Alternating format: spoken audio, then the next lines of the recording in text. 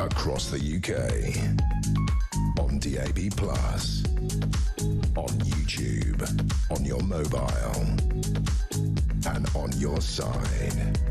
This is Talk.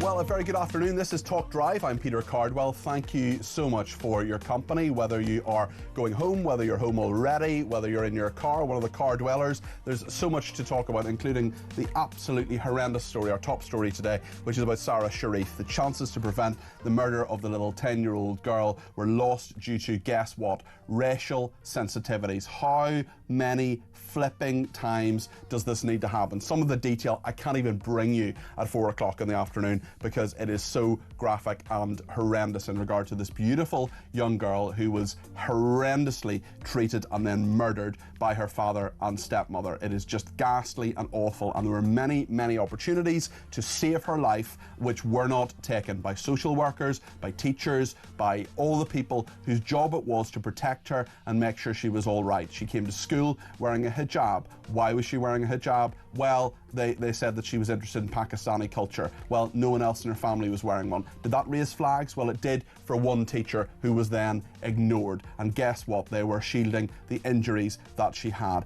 It is just absolutely horrendous as a story. It's our top story today, of course, and we will get to that in just a minute.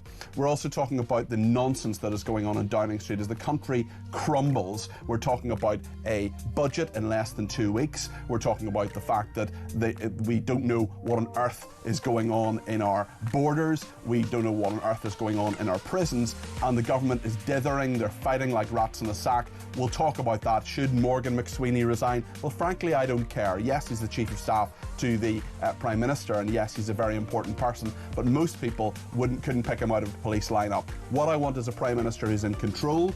I want advisors who can advise him properly in terms of how to run the country. Labour is just tearing itself apart at the moment while there's so many problems, including what Sarah Sharif went through. They should be focusing on that and not focusing on themselves. We'll get the politics and all of that in just a second, but it's just so frustrating to me that there are so many problems that we have. They're scrapping police and crime commissioners. That is something that many people will disagree with. If you disagree with that, give me a shout, or maybe you think it's a good thing because they're useless. 0344 499 1000. Doctors on strike. They're saying if they're covering a striking doctor for a weekend, that people should get £6,000 in payment. What planet are they on? We'll talk to Ed Vasey as well, the former culture minister, on the BBC preparing to apologise to Donald Trump and find a new Director General. There's so much to talk about between now and 7 o'clock. I want your thoughts on all of it. 0344 499 1000 is the number to call. You can text me 87222 with the word talk in your text. You can tweet me at talkTV. Follow me at Peter Cardwell.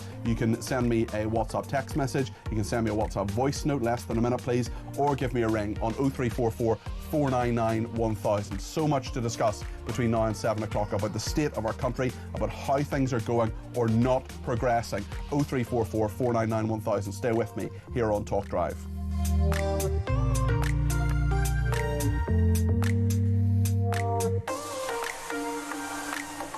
I just want to tell you what I can. It's 5 minutes past 4 in the afternoon, and I know there'll maybe people, maybe children listening, and I want to be appropriate about what we say, but I'm so angry about Sarah Sharif, this beautiful little 10-year-old girl who should have been protected by those around her. She was murdered by her father and stepmother after a professional, use the word loosely, who may have feared causing offence, failed to question why she was wearing a hijab and hid her injuries. Surrey Safeguarding Children's Partnership said race was a bar to reporting possible child abuse, said professionals never explored how her Pakistani heritage impacted on Sarah, negatively impacted, of course.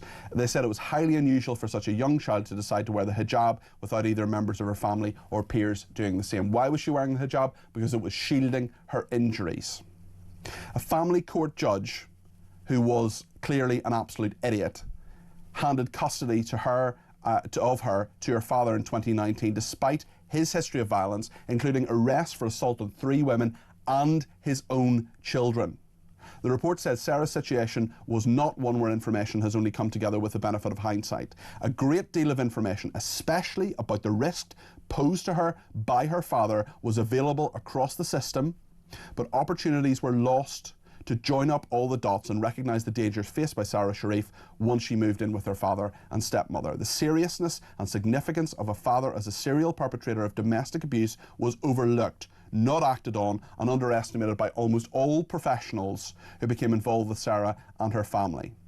She was murdered at the age of 10 years old, not 50 years ago, not 25 years ago, 2 years ago, in August 2023, by her father, Irfan Sharif, and his wife, Binesh Batul.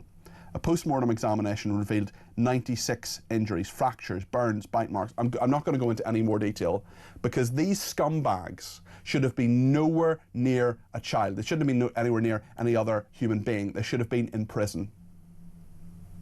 And Sarah Sharif was failed not just by her father, not just by her stepmother, who murdered her and did horrendous, unspeakable things to her, but by all the people who will be nodding their heads and folding their arms saying, oh yes, lessons must be learned. I am fed up of this. I am absolutely fed up of this. We need to protect children in our society from paedophiles, from people who would harm them in any way. Sarah Sharif had her whole life ahead of her. She only made it to 10 years old, and the reason she made it to 10 years old was her father and stepmother, but they shouldn't have been anywhere near her. The judge failed, the teachers failed, the social workers failed. Every single person who could have saved her life and tried to ensure that she was not harmed failed. And I hope those people are held to account, but we all know they will not be. We know lessons will be learned. We know there'll be tutting, there'll be arm folding, there'll be nodding, there'll be people saying, oh yes, we need a better system. This was a systematic error. No, a system is made up of people. The people should be held to account. Heads should roll and people should be imprisoned because of what happened to this young girl. It just drives me completely insane that this stuff is happening in a supposedly civilized country in 2023, and I know right now the same stuff is happening elsewhere, and in 2 years' time, if I'm still on this station, I will be reporting on something similar that happened to a similar young girl or young boy or whoever, and many red flags being missed. It just drives me completely mad. It makes me so angry. There's so many people paid good wages to try to protect these children, and they do not. We will return to the story right throughout the programme. Sarah Sharif is our top story today.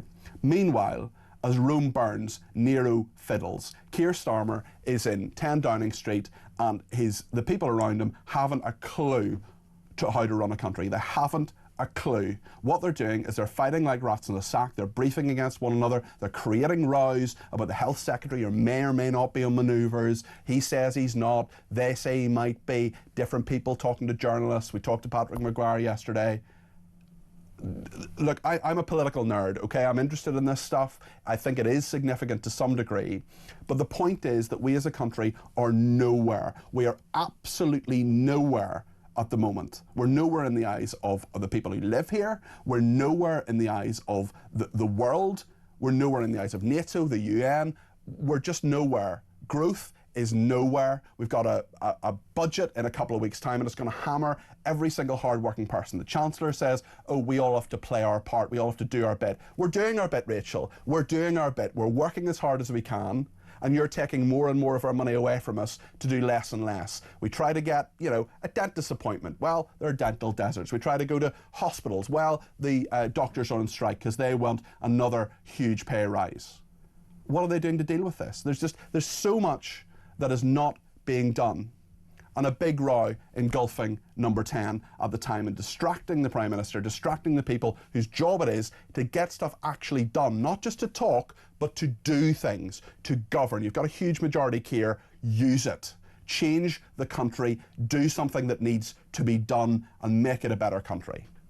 Just drives me completely mad for the Sarah Sharifs of this world, for the young children who need a future and they don't have one at the moment, or they have a rubbish one at the moment because of what the government is doing, or more to the point, not doing. The Prime Minister Keir Starmer tried to put to bed the row that has engulfed Number 10. This is what he said to a journalist earlier today. I've been talking to my team today. I've been assured that no briefing against ministers was done from Number 10, but I've made it clear that I find it absolutely unacceptable. If it transpires... So you're saying it didn't come from Downing Street? I've been assured it didn't come from Downing Street, but I'd be equally clear that whether it's this case or any other, I intend to deal with If it. it didn't come from Downing, where did it come from? And will you sack the person who's responsible? Well, I will absolutely deal with anybody responsible for briefing against ministers, cabinet ministers or other ministers. That's the man running the country.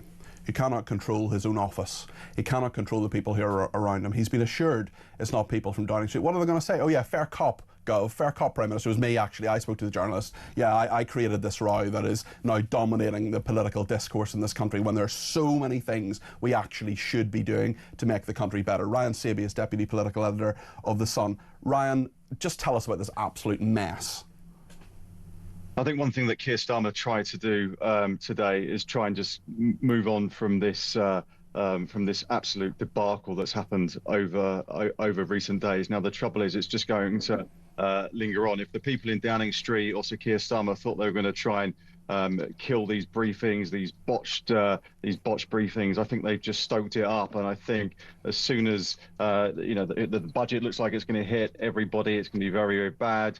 You're going to have, get into the new year and May elections. It's just going to come around time and time again. So I noticed as well that this inquiry seemed to happen very, very quickly. It seemed to be a phone call with his staff, and he was assured that it didn't come from number 10.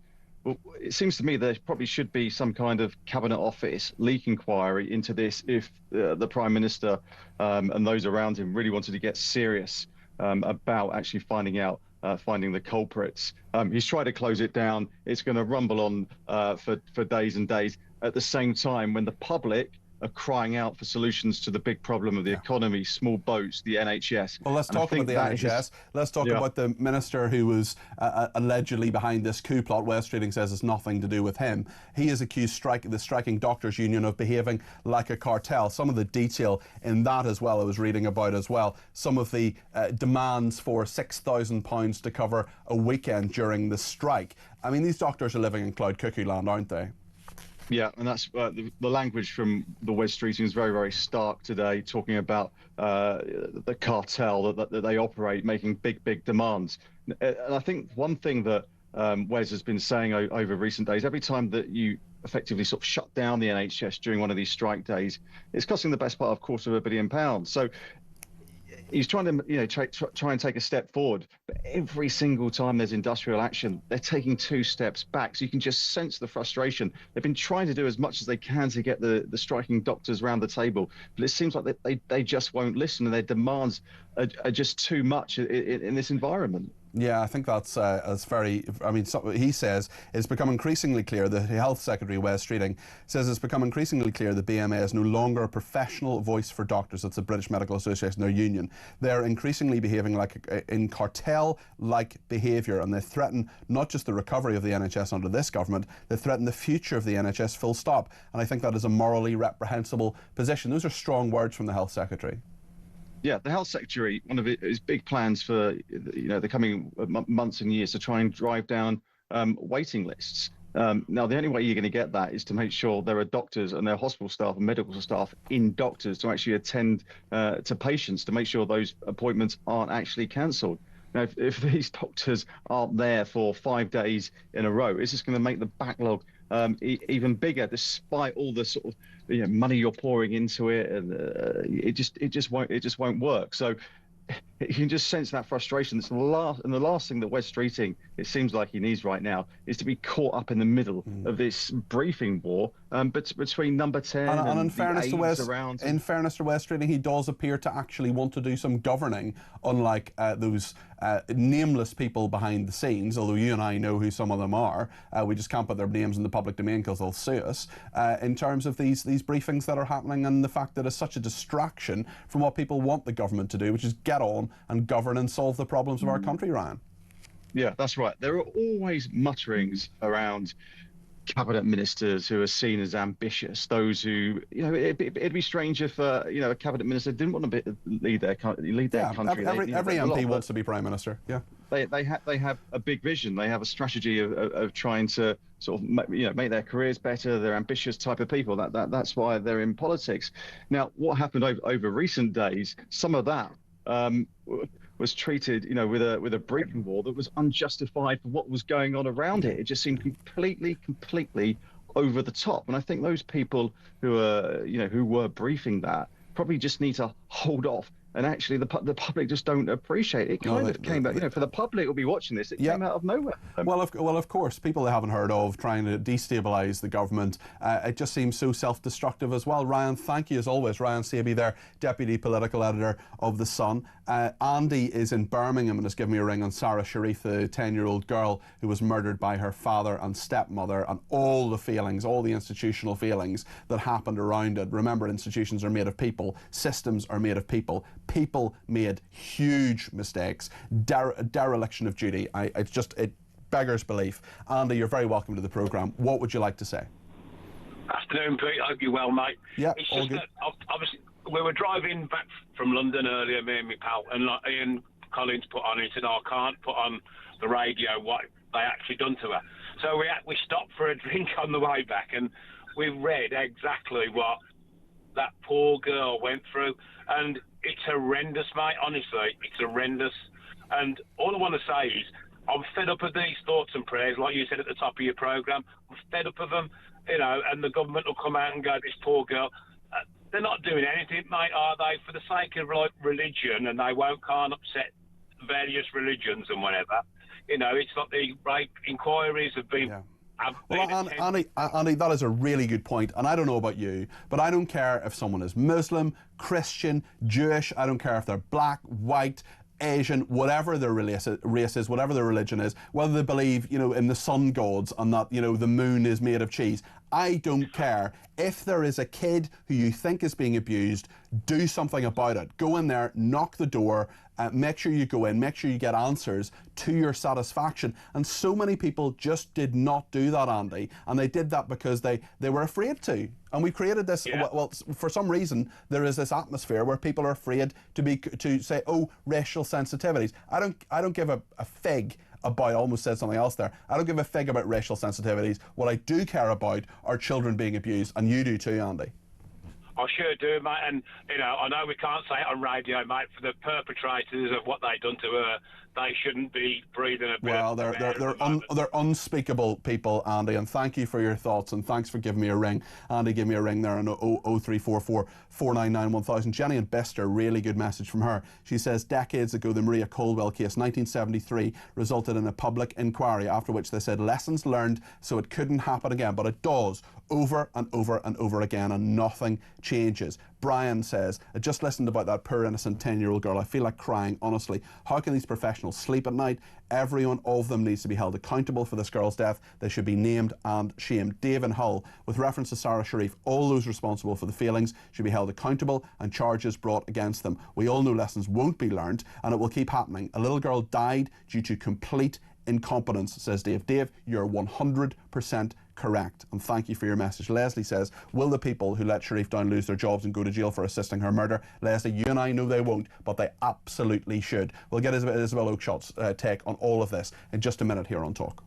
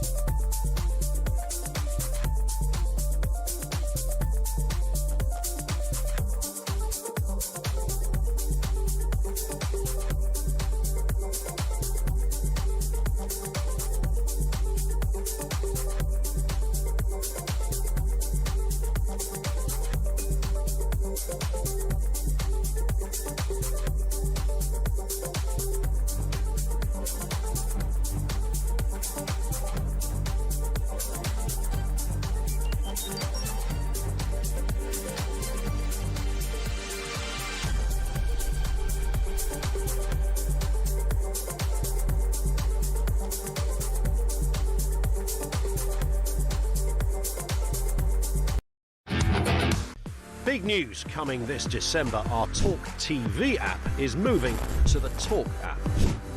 You can watch, catch up and listen to all your favourite shows and podcasts anytime, anywhere, all on the Talk app. From Monday, 1st of December, the talkTV app will no longer exist, so don't miss out. So head over to your App Store or Google Play and search Talk now.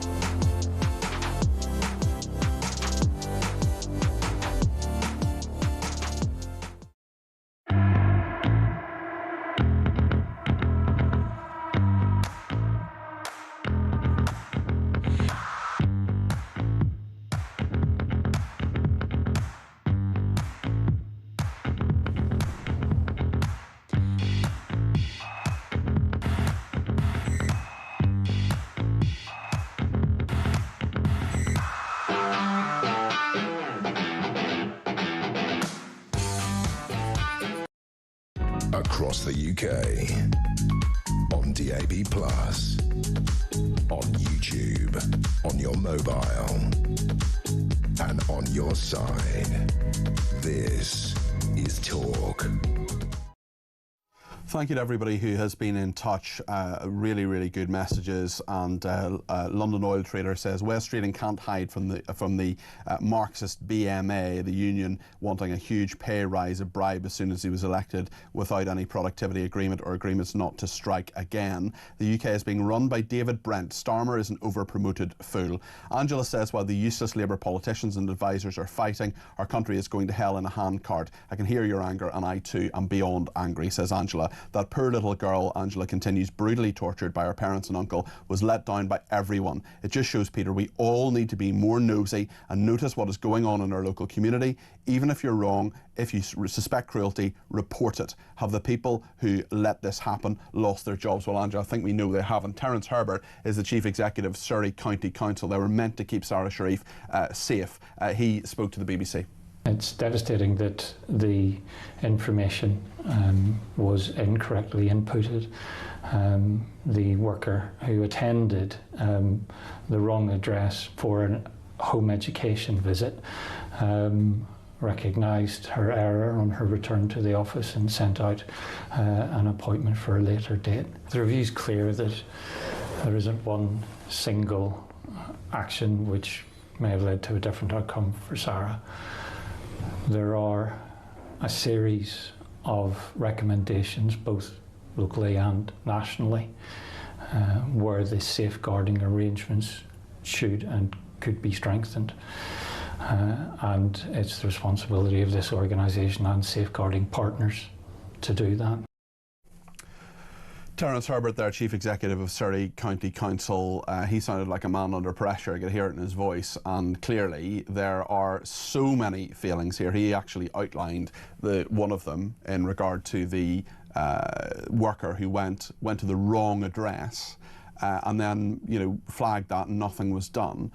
It's just beyond words. But the problem is that this just keeps happening. Isabel Oakeshott is with us, our international editor. And Isabel, what we've seen in this case specifically is people worrying and clutching their pearls and saying, if we say something about, in this case, a Muslim family, a family that got a young 10-year-old girl, which rarely happens, to wear a hijab, well, the reason they did that was because it would shield their injuries. And one teacher, in fairness, did raise this and said, that's a strange thing. Why is that happening? We should look into this. But every single person overall who was meant to support and keep Sarah Sharif safe failed her, including many, many people who are paid an awful lot of money to keep children safe, and ultimately to keep children safe. Just before I come to you, Isabel, actually, there's a view of the Children's Commissioner, Rachel de Souza. We'll play that now. It's a devastating day. I think we need to start just by thinking of little Sarah, that bright, feisty little girl who's dead, killed by those who should have loved her, but let down by every service. There was a lack of professional curiosity. I think there were failings right the way through. The home education team went to check on her at home, got the wrong address and didn't go back. And the next day she was dead. I mean, there are just multiple failures. We need no child who is even slightly at risk of abuse to be allowed to be home educated. It's madness. That needs to happen now, and we need professionals to know that they will be accountable for these children's lives. You know, it's their job, and they must do their jobs properly. Isabel, what do you make of all this? Well, of course, I agree with everything that the Children's Commissioner said there. And particularly, I think there needs to be a long, hard look at what's happening with home education, which has really ballooned in the UK. And I'm afraid is sometimes a cover for the worst kind of brutality behind closed doors. And sometimes it's just a cover for not educating children at all. And it's really very, very poorly regulated in our country, which is not to say, by the way, that home education isn't sometimes absolutely brilliant. You know, I certainly know families that have made an amazing success of it, but it does need to be kept tabs on, I think, and particularly in the case of a notorious abuser, a notoriously violent, absolutely, I mean, words, as you say, don't describe what a monster. And they knew this. They knew this from day one. The judge knew it when he gave custody of this child to this person. They knew that he had abused other people. They knew he had assaulted adults. They knew that he was a really, really bad person. And the judge said, "No, do you know what? He's fine to look after a child." It just absolutely beggars belief. And the other thing is, and I think one of our callers touched on this, this was a whole community failure. This is not just the failure of professionals. It is also a failure of everybody who lived nearby. And, you know, there were neighbours there who heard this poor little girl screaming in terror, in fear and in pain. They didn't do anything. I find that absolutely astonishing. I know that I would have been looking out for that girl. I know that I'd like to think most people would have done that. So what kind of community was this? What kind of people were living around that did absolutely nothing? And in the findings today, this was described as so-called white fragility, you know, white people being afraid to interfere. I'd call it downright white cowardice. This was absolutely disgracefully negligent on the part of the people who lived nearby and did nothing. The professionals, of course, have the most unanswerable questions. I can't think what their excuses are. There aren't any. The whole hijab thing, I mean, come on. You know, given the background, given the history, given the screams, how much more evidence did people need? How stupid can people be? That's the thing that worries me. Well, there are many things that worry me about this case, but that's one of the things that worries me, Isabel, because we're in a situation where this was the worst possible abuse that then led to her death. So if there are people who are in horrible, horrendous, dreadful situations that are nonetheless, by their nature, and I'm not trivializing them, but less serious, if there is less serious abuse, if there is abuse that isn't nearly as bad as this but is still awful and no child should be abused, well, what are they missing now? How many children are being abused to some degree now that they're missing in this area? How many, you know, lessons will be learned, you know, apologies will be given and all the rest of it? Well, what is happening right now that could be prevented, that there may not be nearly as many flashing red light warning signs that are being missed, but lower level abuse is happening all the time, is being missed by authorities, and children right now are going through some version of what Sarah Sharif is going through. Yeah, exactly. The point you're making being that this was so absolutely breathtakingly obvious and it was still missed. What does that say about the lower level horrors that are being inflicted behind closed doors in dysfunctional, horrible, you know, addicted households where there are drugs, where there's too much alcohol, where there's actual just all levels of depravity. You know, we know this stuff happens, and you know there was another case recently. Well, in fact, it was linked to the Axel Ruda Cabana failures, the Southport killing.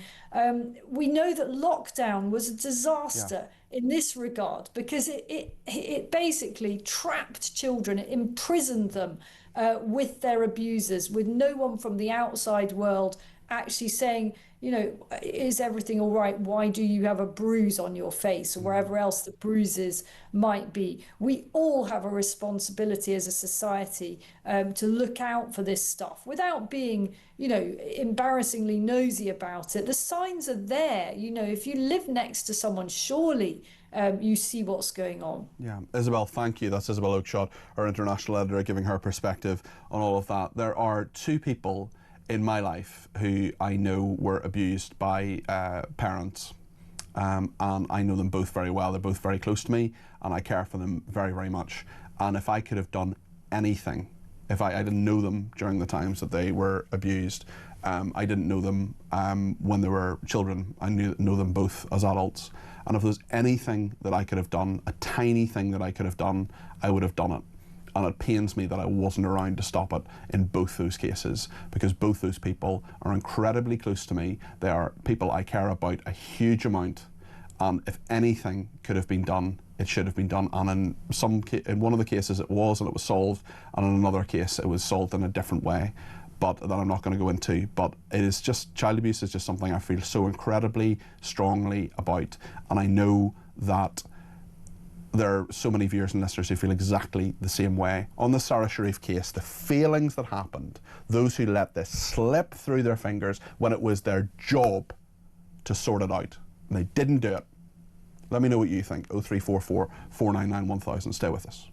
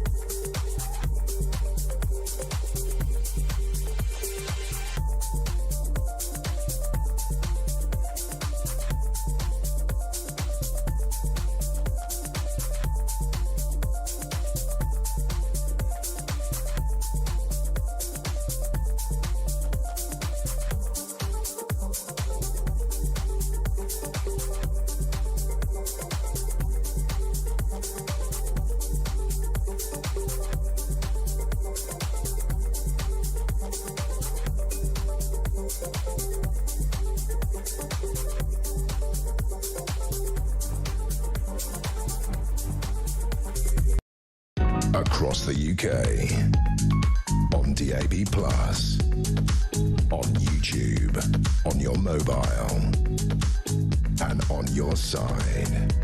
This is Talk.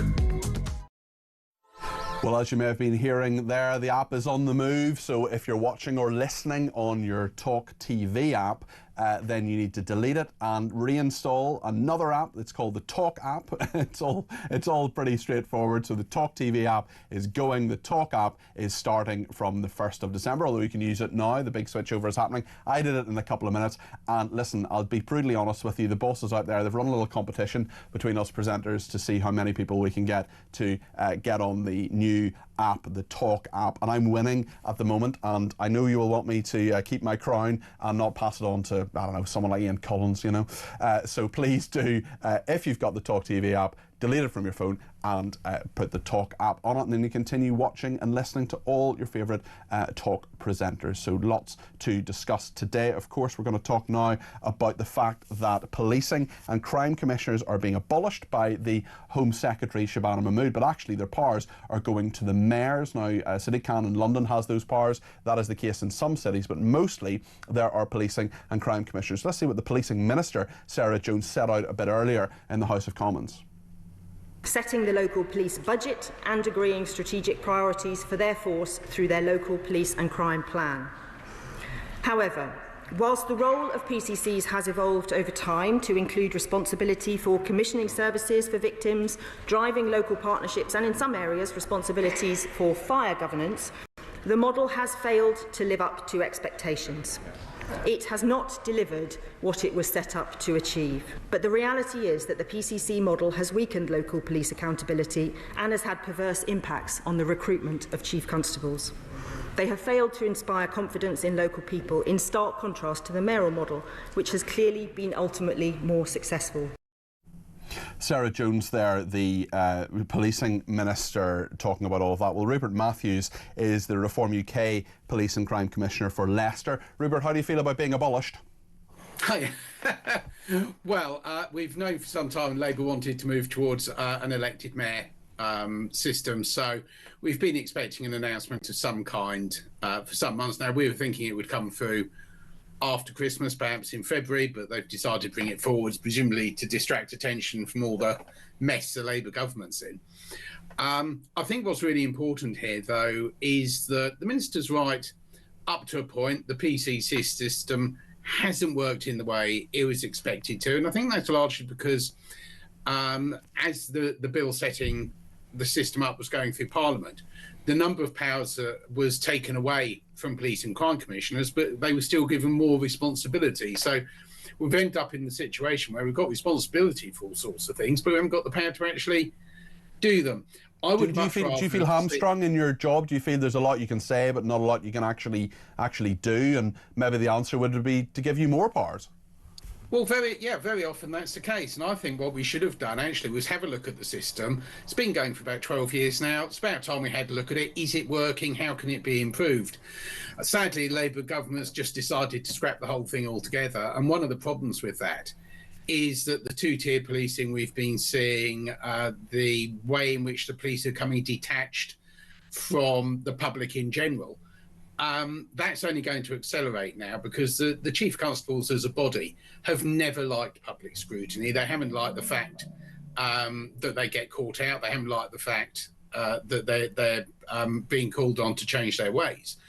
And if I understand the Labour proposals correctly, governance of the police is going to be weakened. There's going to be fewer opportunities for the public to ask, oh, just a minute, what exactly is going on? How many police patrols do we have in Leicester? And the chief constables as a body are just going to be able to spend billions of pounds worth of public money without any effective oversight, without anyone holding them to account. But if the mayors have oversight, is that not some form of oversight? Yeah, but what we've seen in London and elsewhere where we've got this system is that system is really quite weak. The deputy mayor for policing in London is an unelected person. They're appointed by the mayor, and that weakens their position. If they need to go head to head with the chief constable over something, I can say legitimately, I was elected by the electorate of Leicestershire. Often policing and crime commissioners are very low turnouts, though, as well. Yeah. I mean, some of them may not have as much legitimacy as others, and an awful lot of people don't really understand what policing and crime commissioners do. So maybe the Home Secretary's got the right idea. Well, again, this is part of the function of the fact that police and crime commissioner system isn't very straightforward. The public aren't stupid. the turnout in elections tends to be in proportion to how important the decision they're making. So when we had the Brexit referendum, the turnout was huge. Lots of people were voting who didn't normally vote because the issue was clear-cut and very important. Same at general elections. As you sort of start drifting down the scale from city elections, county council elections, parish council elections, and so on, turnouts tend to go down because the issue at stake isn't so clear-cut. And I think part of the problem with the powers of a PCC being so vague and ill-defined, people couldn't really understand it and therefore didn't see the point in voting. What we need, or what we should have had, is a robust analysis of the system, clarify exactly what the powers of a PCC are, so that it's easier for the public to gauge how important it is. Then you would have seen turnout go up. Instead, the government's just decided to sweep it all away, remove effective oversight of the police and the chief constables, and I don't think that's very healthy. OK, thank you very much. That's Rupert Matthews there, who's the Police and Crime Commissioner for Leicester from Reform UK. What do you think about this? Do you care? Do you think that Police and Crime Commissioners have a role? The Home Secretary is abolishing them. What do you think? 0344 499 1000. Lots of people getting in touch about Sarah Sharif as well. We'll take your calls, text, voice notes and other messages after the break to make sure you get your voice heard. That is the beauty of this station, because every day, all the time, we make sure that it's not just about our guests like Rupert and various other people we speak to. It's about your voice, because this is my show and it's your show too. And we have many people who want to talk about this, and they're going to get that opportunity as much as you want between now and 7 o'clock. Give me a ring, 0344 499 1000. Stay with us.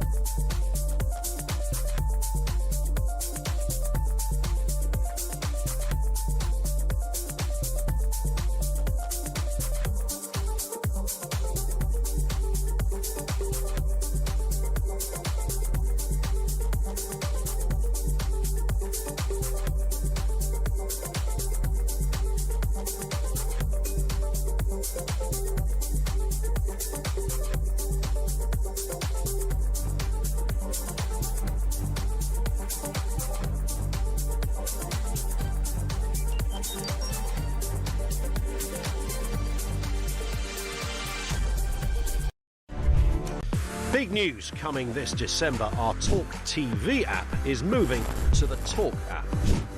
You can watch, catch up and listen to all your favourite shows and podcasts anytime, anywhere, all on the Talk app. From Monday, 1st of December, the talkTV app will no longer exist, so don't miss out. So head over to your App Store or Google Play and search Talk now.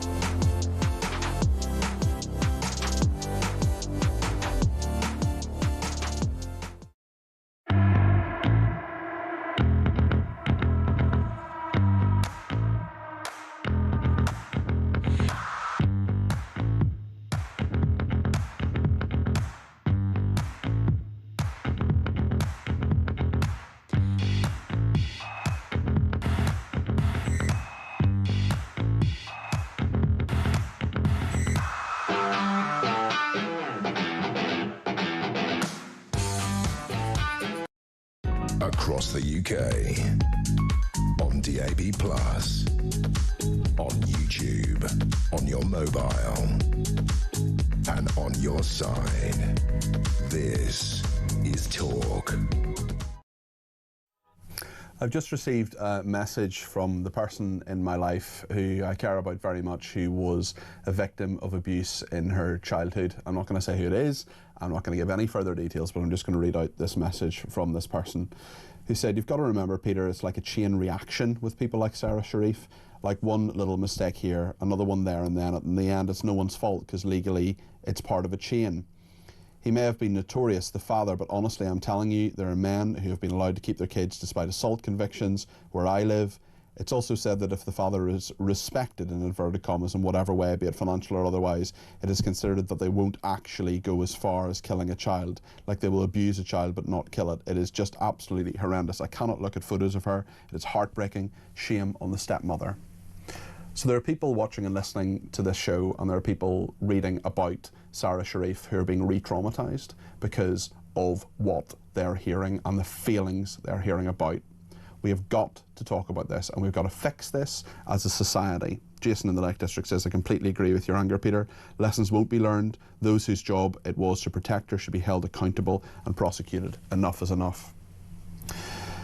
Leslie says, "I've never heard you sound so angry about the shambolic government. You echo what the majority of the UK feel. Despair," says Leslie. Let's speak to Paul in Lincolnshire, who's given me a ring on 0344 499 1000. Hello. Hello. Hi there. How you doing? All right. Yeah. Yeah. You're obviously upset. I was thinking about this, and it's being a social worker isn't a job I do, and I wouldn't want to do it. And my first thoughts were it's a system problem. It must be a difficult system to navigate legally and do the job. But I can't help but get away from the thoughts that there was some negligence and almost some willful negligence for possibly different levels. And it's an extension, I think, of what you've just been speaking about. And then where is the responsibility? And then hopefully, possibly, should there be some culpability? Yeah. But how, you know, I mean, I just believe that the people responsible for this should be in prison. It is just negligence on a whole other scale, Paul. Yes, and that's the point. And it's again, within the job I do, I want to ascertain, was it willful? If it was just someone in the bluntest sense of me wanting to put it, is if it's just someone being lazy, well, that's willful negligence. Yeah. That's willful negligence. That's you not doing your job. Yes. And there were obviously opportunities for this to be picked up. And then the worst of it is you sit there saying, and I can't help but agree, that it's going on elsewhere. Yeah. It always is. You know, and then how do we get past that? This isn't a cultural thing within society, it's a cultural thing within the organisation. Yeah. And I don't know how we keep those people accountable. Paul, you're right, and I worry about what you're saying there, and I know exactly what you mean. And you're saying I wouldn't be a social worker, and actually the problem is I wouldn't be a social worker either. I've met some social workers. I've some of them are very, very good. We've a family friend who's a social worker who's really, really methodical, intelligent woman who works incredibly hard. The problem is that there are people who are not working hard. There are people who are not of this caliber that are needed. And the problem is that it is such a difficult job, and you can, if things go wrong, you can be, well, you should be held accountable if things go wrong, but also there are many people who fear that, and a lot of this will have been fear. A lot of this will have been people saying, oh, that's a bit difficult, oh, that's a cultural issue, I don't want to be accused of being a racist, therefore I don't want to point that out or ask that question. And Paul, that's part of the problem too, isn't it? Well, yes, it is. But wasn't there the young boy a few years ago? Was it Baby P? Peter Connolly, yeah. Yeah, and were his parents white? Yes. Yeah. Nothing was done. I mean, this can happen, but I think in this particular instance, race appears to be some sort of, or worries about being called racist seem to be something of a factor here, Paul. So I do think that's part of it. Yeah, and again, it's for that organisation to deal with that. Yeah. To lay some hard and fast rules for these guys to work to. Okay. Paul, thanks for your call. I really appreciate it. That's Paul in Lincolnshire. John's in Kent and has some thoughts on this as well. You're very welcome to the programme. John, what would you like to say? Yes, hi, Peter. Hi there. I must admit, I was listening to you guys in the background, but when Isabel came out with the unfettered chastisement of the people that live in the area, I felt a little bit concerned. You've already hinted upon, the abhorrent treatment that this poor little girl had, and that nobody came forward to say anything, let alone the fact that they went to the wrong address. But I find it is so difficult in this current climate to turn around and say something in a child's best interest without possibly being called racist and far right. Yeah. There is no way around that. Well, it is absolutely, John, you're absolutely right. I'm not disagreeing with a single word you've said.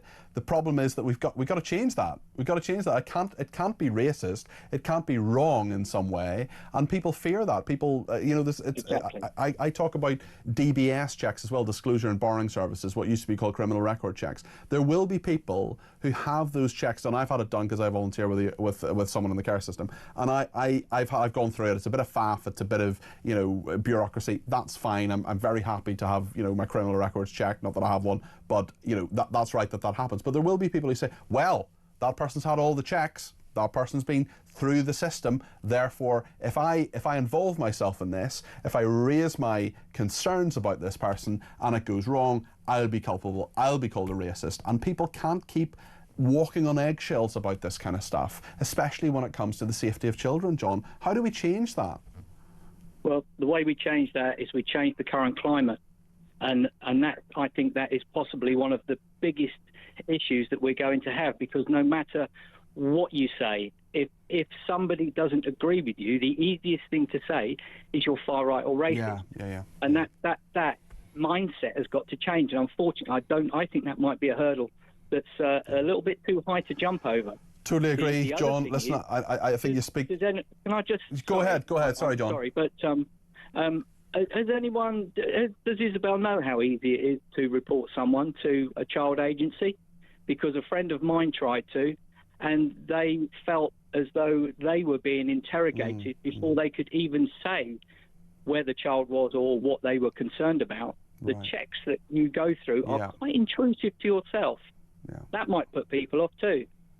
I was personally very concerned about a child I saw on the street one time who was with two men, and I dialed 999, and I'm really glad I did that. It turned out it was fine. There was no issue. The child was very distressed, but not because of anything to do with the two men he was with. But I felt maybe I shouldn't have done that, but actually it was the right thing to do.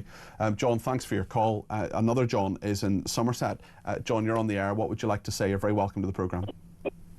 Yeah, hi Peter, thanks. Really enjoy the show. My son. Oh, we've just lost John there. We'll try and get John back there. John, are you there? Yeah, I'm here. Oh, we just lost you there. Sorry, start again. Yeah, I was just saying that my son, when he was 18 months old, had an accident at home and broke his femur. And my wife was in the room with him and wasn't actually sitting watching him, but couldn't work out what had gone on. So when she got to hospital and was asked how did he break his leg, she said, I don't know, because she didn't understand that what he was doing could lead to what happened. Anyway, the medical professionals did a great thorough physical examination of him and said that after they'd understood what he was actually doing at the time, that there was no evidence to support any conclusion of any abuse or it was just an accident. Yep. So roll forward, we go home with my son, and about 10 days later, we got a visit from social services.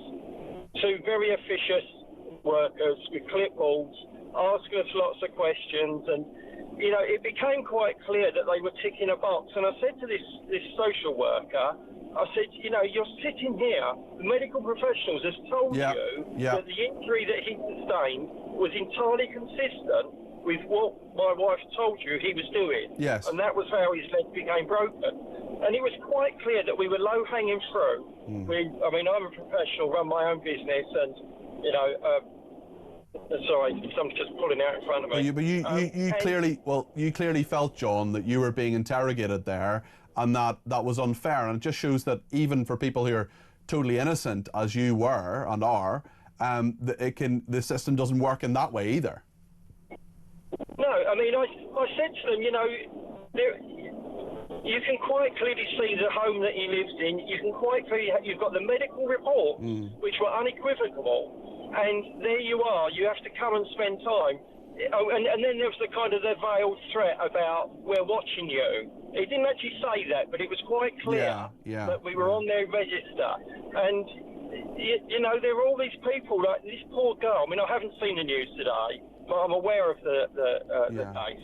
Well, you know, maybe if they'd had the same level of I don't know, intrusiveness, well, that could have helped. That could have helped her. It clearly didn't help in your case. You didn't do anything wrong, but that kind of attitude would have helped in Sarah Sharif's case, even if it did feel overbearing. It should have been overbearing with her father and stepmother. Listen, John, thank you very much for letting us know your story there. It's very interesting. If you've experience of social services, if you want to talk about this, if you're as angry as I am, or even half as angry as I am, give me a shout. 0344 499 1000 is the number to call. We're going to talk to Martin Gower in just a second about these ludicrous doctors' unions demanding far more money than we can afford to pay them. Let me know your thoughts on that too. Stay with us here on Talk.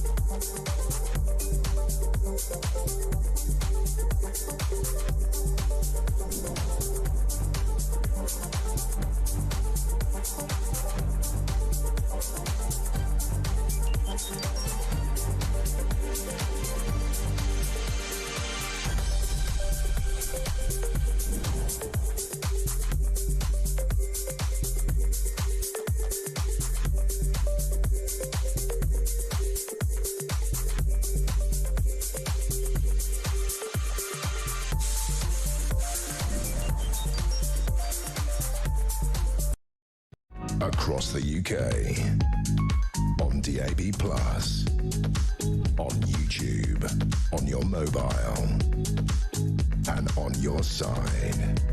This is Talk.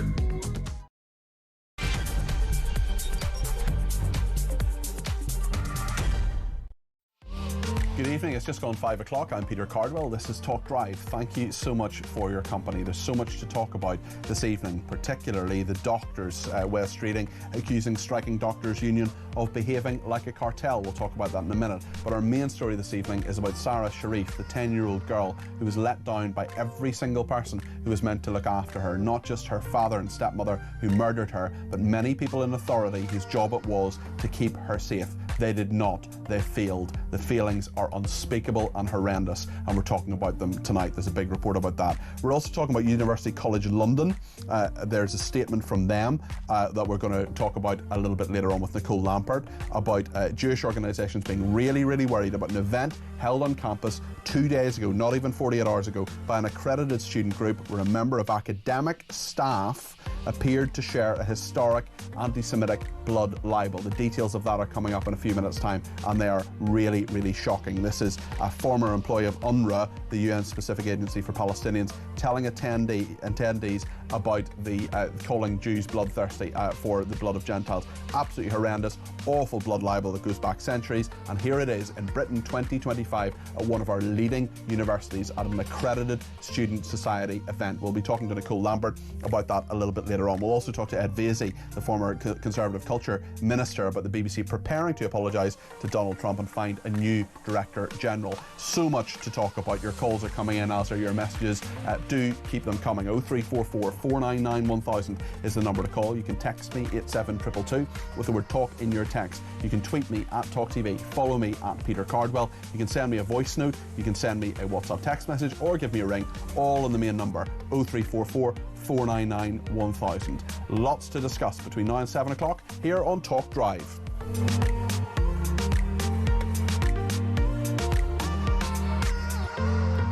Well, there's so much noise in Westminster at the moment about Wes Streeting, the Health Secretary, but we're going to talk about something that actually matters, and that is the British Medical Association, the Union of Doctors, acting like a cartel, he says, the Health Secretary says, over its pay demands. They're preparing to strike for the 13th time, junior doctors, since March 2023. They now call themselves resident doctors. I never will.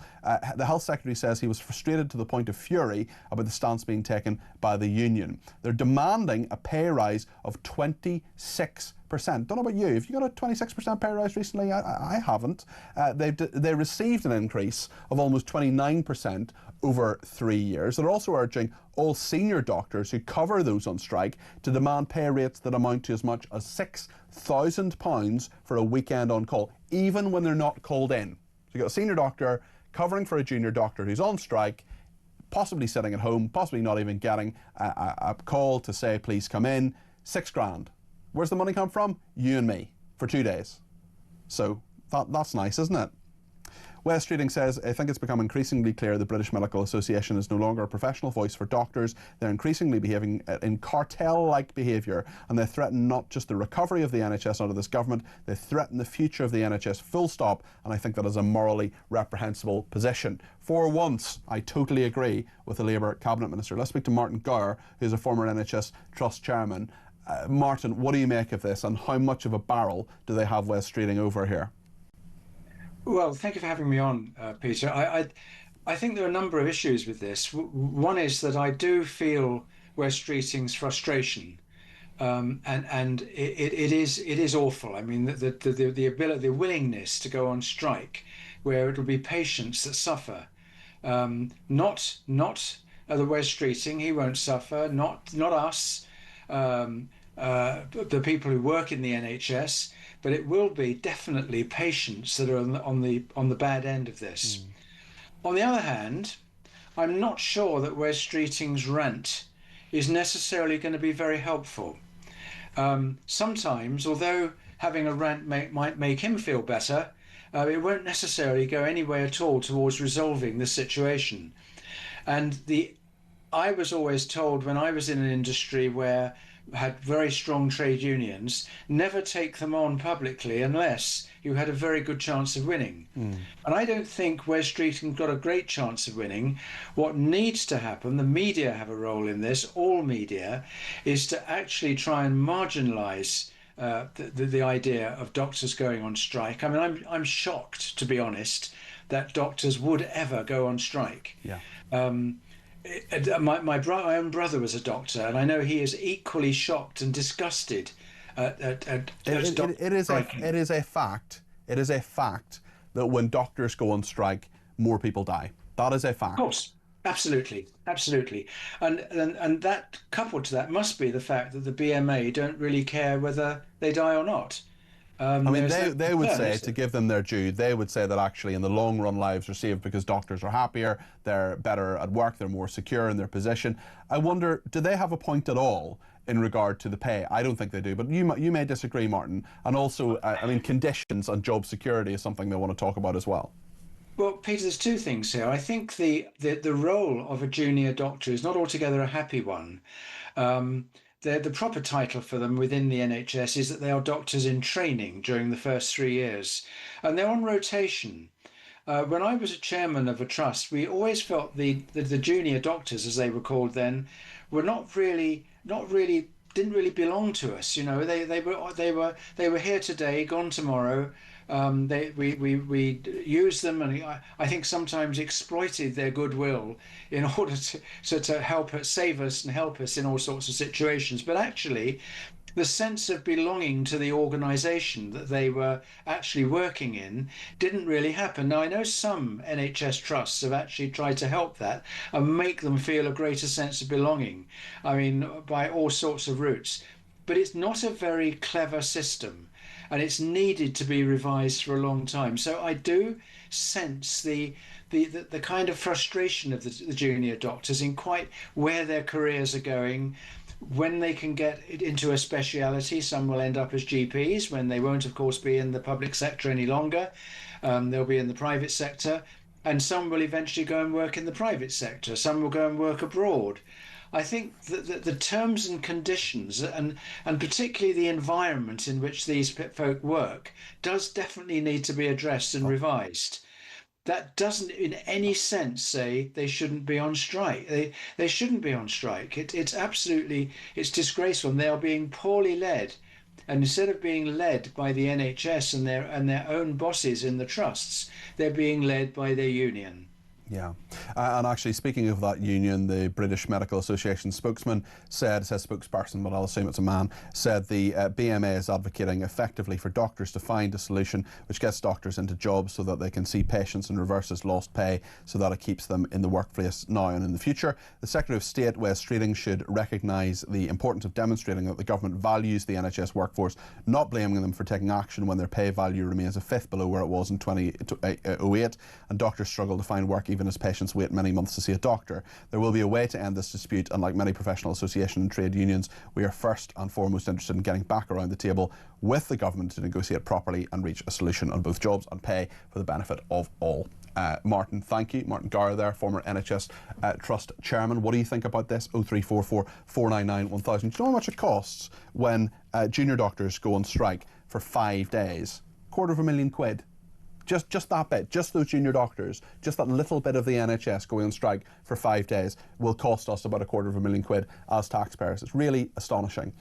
We're also talking, the main story today that we're talking about is about Sarah Sharif. She is the young girl, 10-year-old girl, who was murdered by her father and stepmother, but failed as well by so many people who should have been there for her and were not. Gemma's been in touch and says, I really believe also that child services staff and anyone working in the multi-professional team should be regularly drug tested. I know of a person whose partner was dealing crack cocaine and their biggest client was a social worker. He used to turn up at 2 a.m. any time of the day or night every day. Of course, if I knew them at the time, I'd have been reporting them. Some of these professionals are not suitable whatsoever to be working in that area, says Gemma.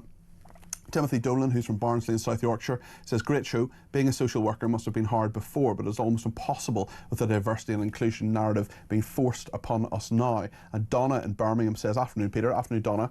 About the feeling of the poor, precious child, the problem goes all the way to the top. Just listen to Starmer's language when anybody questions him about race. He just screams racist, far right. He needs to look in the mirror and hang his head in shame. Well, he, of course, would deny being a racist. Let's speak to Wendy in Suffolk, who's given me a ring on 0344 499 1000. Wendy, you're very welcome to the programme. What would you like to say? Good evening, Peter. I would like to say that it is very difficult to report to social services when you are concerned about a child. I was very concerned about a 4-year-old being locked in a flat at night while her mother went out for drugs. When I contacted social services, they asked me what proof I had and could I provide proof to them, which was just unless I followed her. But of course you couldn't. I mean, the point was, it's their job to get the proof. You report your suspicion based on reasonable reasonable suspicion, which you had. You're a concerned citizen. You're trying to help out. And they said, what proof did you have? What an absurd question. Well, I then said, well, I have proof from my staff in the shop below and from neighbours as to what is happening. Would you like to come to a meeting with them all, and we'll all explain to you what's exactly happening? With that, they decided that they would take the case on, and eventually they did act, but it took a long time. And what happened to the little boy? It was a little girl. Little girl, sorry. She was taken into care. She was taken into care? Yeah, Goodness. Okay, well, good for you, Wendy. Running around in a car park at 10 o'clock at night while her mother was out of it with drugs. We had shopkeepers taking her back to the flat. Her mother saying, no, she's in bed. You know, it was a horrendous case. Absolutely. And heartbreaking for you too, Wendy, to see that happening. Well, it was, especially as I have children and grandchildren of my own. So, yes, but I did do something. Earlier you were saying we should do something. Yep. Some of us do try, and when we try, it really is hard work. Well, Wendy, well done for doing that hard work, and well done for protecting that child. You may have saved that child's life, Wendy. I might have done. Well, you'll never know, will I? Well, listen, well done, and let's hope that little girl grows up and has a very bright future. But I just say to everyone, persevere, keep going. Social services will listen to you in the end. Okay, Wendy, thanks for your thoughts there, Wendy in Suffolk there. Thank you for joining us on Talk Drive. Craig's in York and has some thoughts on this as well. Craig, you're very welcome to the programme. What would you like to say? Oh, we've lost Craig. Craig, you there? Yes, I am. Go ahead. Can you hear me? Yeah, go ahead. My wife is a social worker, and she recently had a case, 4 children. The 2-year-old is being abused. Went to the judge. The judge then decided that the 3 children get put out for foster care, and the 2-year-old was sent back to live with the mum and dad.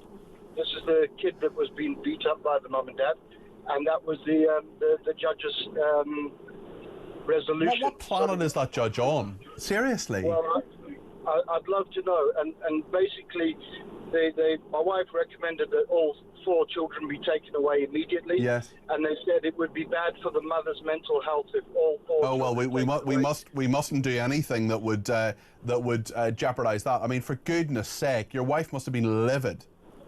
She is, and I will say, in the social workers' defence, I see my wife working till 12 o'clock at night. Yeah. And they're only allowed to do 40 hours a week, but they're only supposed to have 15 cases on them, and my wife at any given time can have 34 cases.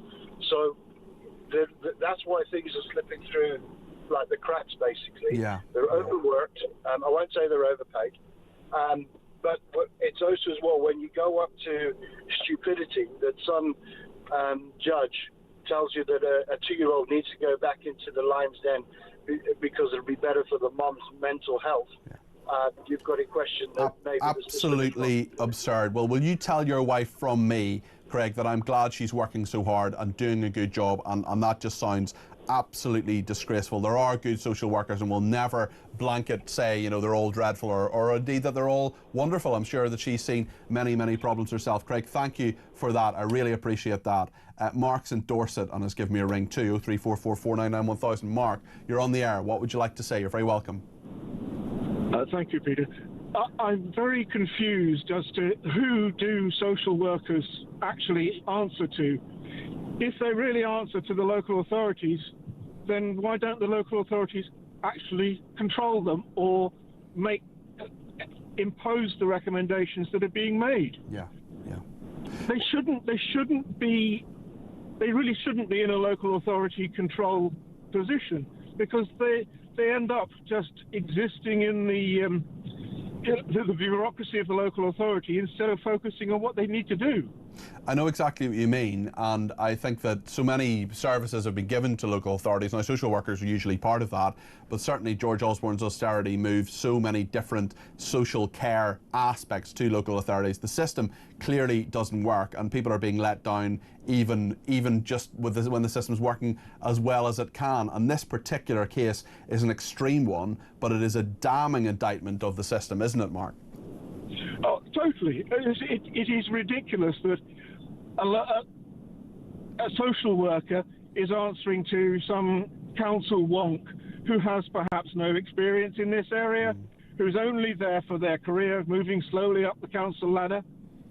Social workers couldn't possibly be asked to navigate that system as well as dealing with the kids. Mark, thanks for your thoughts. That's Mark in Dorset there. Billy in Buckinghamshire says the county council should be ashamed of themselves. They massively failed a young girl. The whole point of social services is to ask the difficult questions and protect children. Hiding behind religion and race is embarrassing. If they're so worried about offending people, then they are in the wrong job. The chief executive and the leader of the council need to be held to account. Billy, I agree with every single word of what you've just said. Stephen in Belfast says, why are folks so scared of being called racist? At school I was taught sticks and stones may break my bones, but words will never hurt me. I couldn't care less what people call me. Dawn says, I've always felt that police and crime commissioners are a waste of money. Chief constables should be in full control, placed in performance-related pay and given specific targets, says Dawn. And Howard has been in touch, and he says, just for you, Peter, I've downloaded the Talk app. We don't want Ian winning the award, do we? No, we certainly don't, Howard. I want to keep it close, keep the crown of the presenter who has encouraged as many people as possible to log on to the Talk app on your phone or on your connected device. A lot of people have the talkTV app. We're changing over on the 1st of December, so if you just delete the talkTV app, download the Talk one from Google Play or the Apple Store or wherever. I did it in about 2 minutes. If someone who's a complete technophobe like me can do it, you can too. In fact, I'm sure there are far more people out there who know far more about these things than I do, but it's dead easy. Download the app, have it on your phone and be able to watch and listen to us wherever you are. Lots to discuss between now and 7 o'clock. We've got Ed Vasey next, Lord Vasey, who is going to talk to us about the BBC, and in just a few minutes we're going to talk about this absolutely shameful story about University College London. One of their academics had put forward an anti-Semitic blood libel at a campus event by an accredited organisation. Well, in fairness to the university, they've come down hard on this, but we'll be playing some of the audio from that. It is absolutely disgraceful, and it was actually a viewer who brought this to my attention. Nicole Lampert will be talking about this in just a few minutes. We'll do the BBC first, and we'll take so many of your calls, as many of them as we can, between now and 7 o'clock. 0344 499 1000. Stay with us.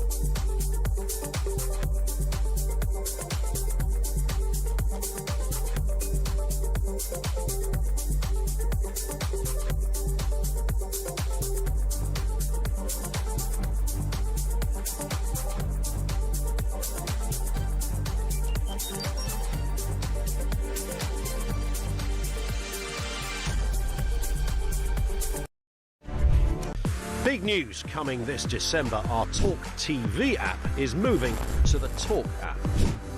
You can watch, catch up and listen to all your favourite shows and podcasts anytime, anywhere, all on the Talk app. From Monday, 1st of December, the Talk TV app will no longer exist, so don't miss out. So head over to your App Store or Google Play and search Talk now.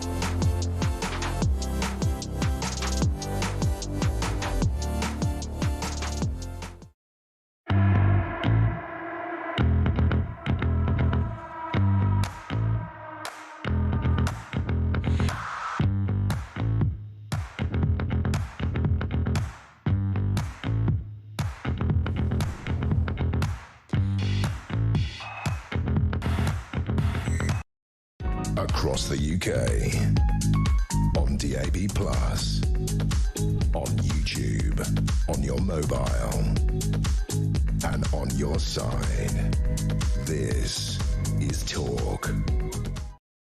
Thanks to the GP who has been in touch, who says, what a load of tosh. Some will be GPs and no longer working in the NHS. We're absolutely part of the NHS. They pay my indemnity, so thank you to the GP who sent that in.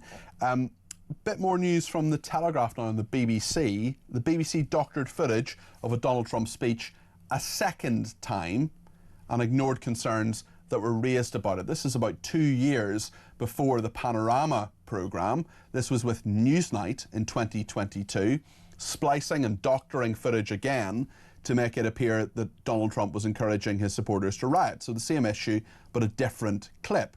Like Panorama, the Newsnight edit made it look as if the US president had urged supporters to walk to the Capitol building with him to fight like hell by linking statements made nearly an hour apart in his speech. The Daily Telegraph reporting this and saying that given that the Newsnight footage was broadcast more than 2 years before Panorama doctored the same speech and concerns were raised at the time, it also risks triggering new scrutiny of the claim Panorama's edits were an innocent mistake.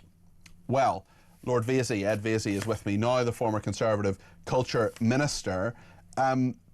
This is astonishing. A former White House Chief of Staff criticised the BBC on air for splicing the footage, but concerns ignored.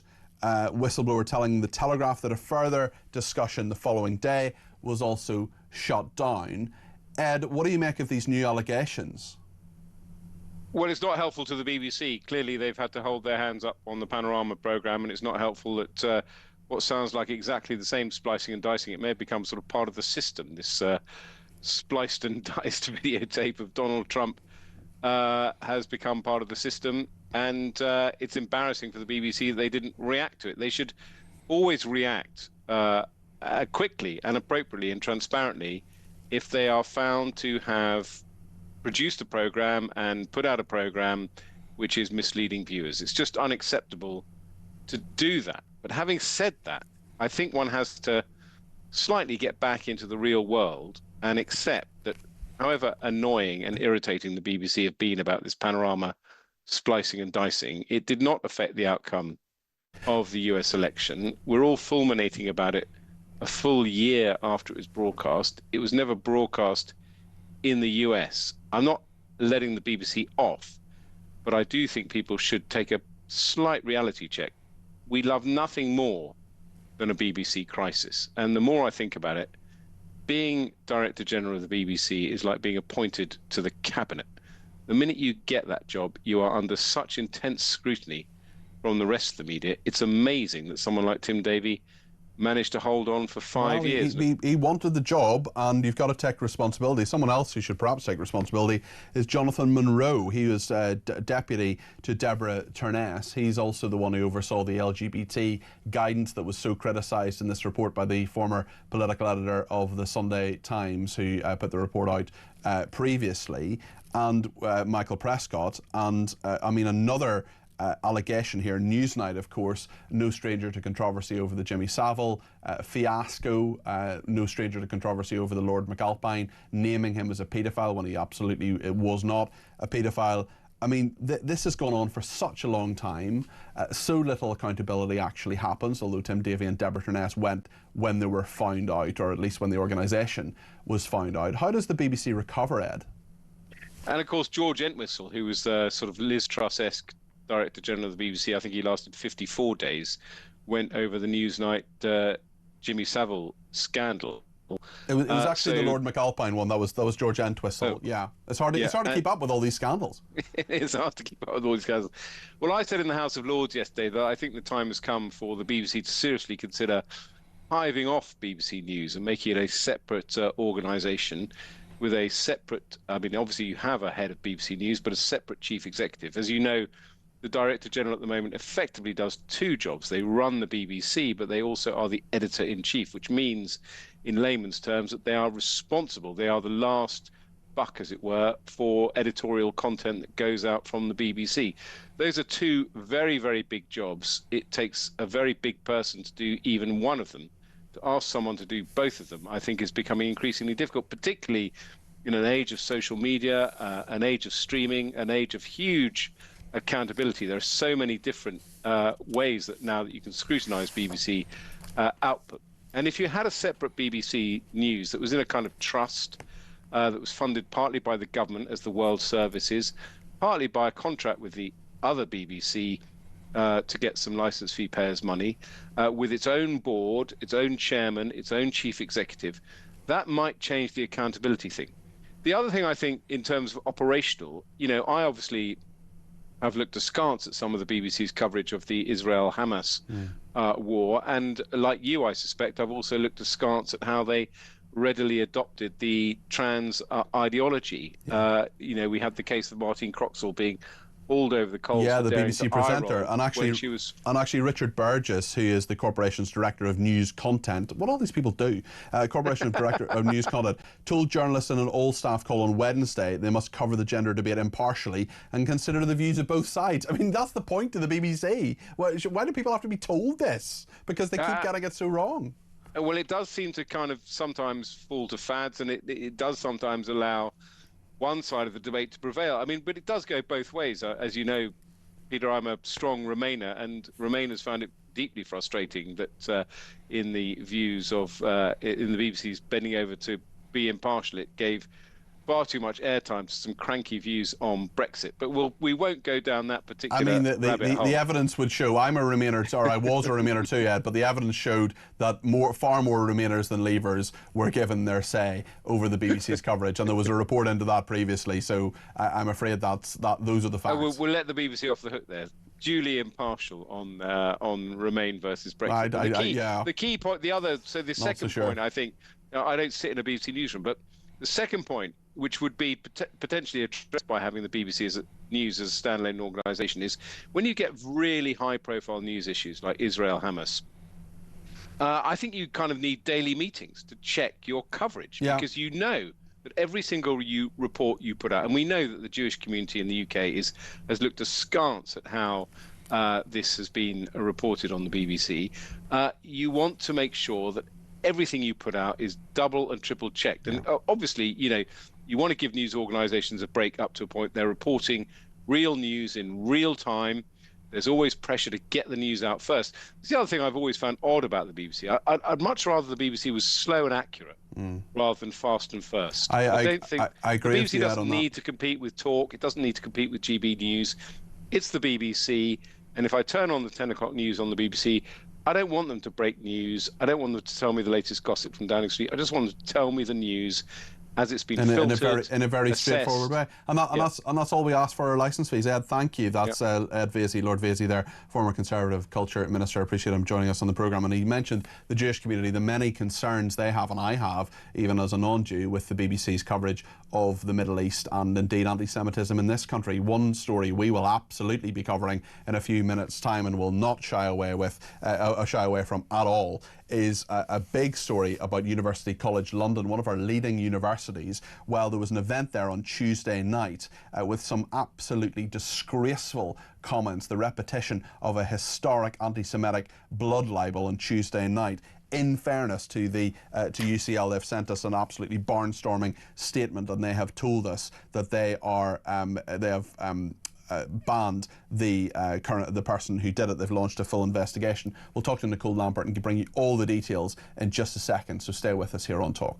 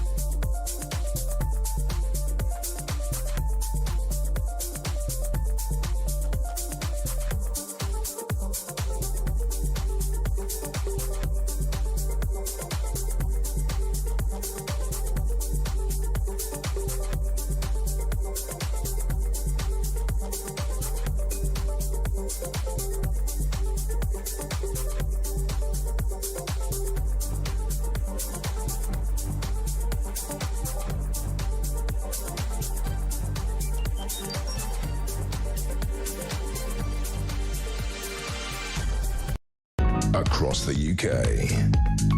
On DAB+, on YouTube, on your mobile, and on your side. This is Talk. Well, let's talk now about University College London. They have banned a former academic employee from the campus after video footage appeared to show her spreading an anti-Semitic blood libel. This was an event hosted by the institution and an accredited student group. The university says it's launched a full investigation after UCL, University College London, Students for Justice in Palestine, held an event. They cannot hold any further events on campus until after the investigation is completed. Let's just take a listen to some of the leaked audio from University College London from this despicable event. We'll get the reaction of Nicole Lampert, the campaigner against anti-Semitism and journalist, in just a second. But let's hear some of the leaked audio from this event at University College London. Now, 40 years later, in about 1838, there was something called the Damascus Affair. What happened is there is a priest, Christian priest called Thomas. He disappears in Damascus during what is called the Feast of Tabernacles. So this is a Jewish feast. And the story goes, and you know, again, these are things that you read, but again, as I said, do investigate, draw your own narrative. But the story is that during this feast, they make this these special pancakes or bread. And part of the holy ceremony is that drops of blood from someone who's not Jewish, which the term is Gentile, has to be mixed in that bread. So the story is that a certain investigation was undergoing to try and find where Father Thomas is. He was found murdered, and a group of Jews who lived in Syria said that, you know, admitted to kidnapping him and murdering him to get drops of blood for making the holy bread. I mean, that is untrue. It is a story that has been repeated many times, and those were the words of Dr. Samar Maxi, who previously worked as an academic on staff at the UCL's Bartlett Faculty of the Built Environment, giving a lecture on, as she calls it, the birth of Zionism. Now, we have a statement from University College London. Its president and provost is Dr. Michael Spence, who said, "I'm absolutely appalled by these heinous anti-Semitic comments. Anti-Semitism has absolutely no place in our university, and I want to express my unequivocal apology to all Jewish students, staff, alumni and the wider community that these words were uttered at UCL. The individual responsible is a former fixed-term researcher at UCL, but not a current member of University College London staff. We have reported this incident to the police and have banned her from campus. We have launched a full investigation into how this happened and have banned the student group which hosted it from holding any further event on campus pending the outcome of this. Regrettably, like many UK universities, we continue to confront incidents of anti-Semitism and are committed to banishing this from our campus. We have initiated disciplinary proceedings against a number of students in relation to anti-Semitism and reported incidents to the police where appropriate. Freedom of speech and academic freedom are fundamental to university life, but they can never be misused as a shield for hatred. UCL remains steadfast in our commitment to ensure our campus is a safe, respectful and inclusive environment for everyone." If all that stuff has happened, well, fair dues, fair play to you, Dr. Michael Spence, the UCL President and Provost. But the fact that this happened in the first place, the fact that this person made these ludicrous, deeply offensive and false remarks at one of our leading universities should concern all of us. It concerns me, and I know it concerns Nicole Lambert, who is an indefatigable campaigner against anti-Semitism and a journalist. Nicole, you're very welcome to the programme. Your take on this? I think this is what happens. This is what happens when you allow anti-Semitism free reign on university campuses under the guise of free speech. Someone just earlier sent me an image that they had sent me last year, actually, and it was from 2024, and it's from the University College London's Slade, so their art school, and it's a sign saying "Zionists are burning babies," and that's the modern iteration of what is known as the blood libel trope. And the blood libel trope started in 1144 in this country. This idea that Jews wanted to kill, at that point it was just Christian children, to use in the Passover bread, the matzah. And this, incredibly, this blood libel continued, and it continued within Europe. And the affair that she's talking about, the Damascus blood libel, is the first incident of it hitting the Middle East. And it created, just as it did in Europe, it created pogroms and hatred and Jews being thrown out of countries. And so to hear it repeated on a London campus in 2025, nearly 1,000 years later, as if it was true, it is both shocking and unsurprising, in that we have, as I said, we have seen iterations of it, but this is it. It's clearly anti-Semitism. It's clearly an anti-Semitic trope. It's one that Jews have been lied about for nearly 1,000 years, and quite incredible that we are still hearing it on campuses. And if there hadn't been a Jewish student in that room recording it, then perhaps none of us would be any of the wiser. And it does beg the question of how many other events have had speeches and deeply offensive and wrong things like this said at them at so many universities and many other places. Dr. Samar Maksi, unsurprisingly, a former employee of UNRWA, the UN-specific agency for Palestinians. I mean, that just doesn't surprise me in the slightest. Yeah, and it just makes you wonder, how has she got in here? She's obviously not bright at all. I've listened to the entire speech, and this is just one of the many things that she says. She also goes on about Jews owning all the banks, and then talks about Jews owning all publications, and be careful what you read because the Zionists control it all. So this is what someone steeped in conspiracy, but also not that clever. But it makes you wonder, who paid for her to come over? How many other people do we have like this that are spreading this kind of hatred on our universities? And what we've certainly seen is, we've seen in America and we're seeing in the UK, that often this is people that are coming from the Middle East. And I did a piece a few weeks ago on anti-Semitism in universities, and it was pointed out to me that some of these people are coming from places where this kind of stuff is taken as truth, this kind of anti-Semitism. But what they might have had a few years ago is people saying, of course that's not true, but they come to university campuses here and they're being backed up in it. In fact, they're almost being lauded for saying the stuff. And just because they changed the word from Jews to Zionists doesn't make any difference. It's the same lies. Yes, and we people who do that a lot, actually, and say, you know, the word Zionist has been weaponized to such a huge degree, particularly recently in this country. It has historically, of course, as well, but not nearly as much as recently. And I do wonder about these students. I wonder about people who would choose to go to something like that, to hear these lies, and the fact that there are so many students now who appear to have been brainwashed into this anti-Semitism, Nicole. It's really concerning. What do you think about what University College London has said? It's a pretty robust statement, in fairness, from Dr. Michael Spence, the President and Provost of University College London.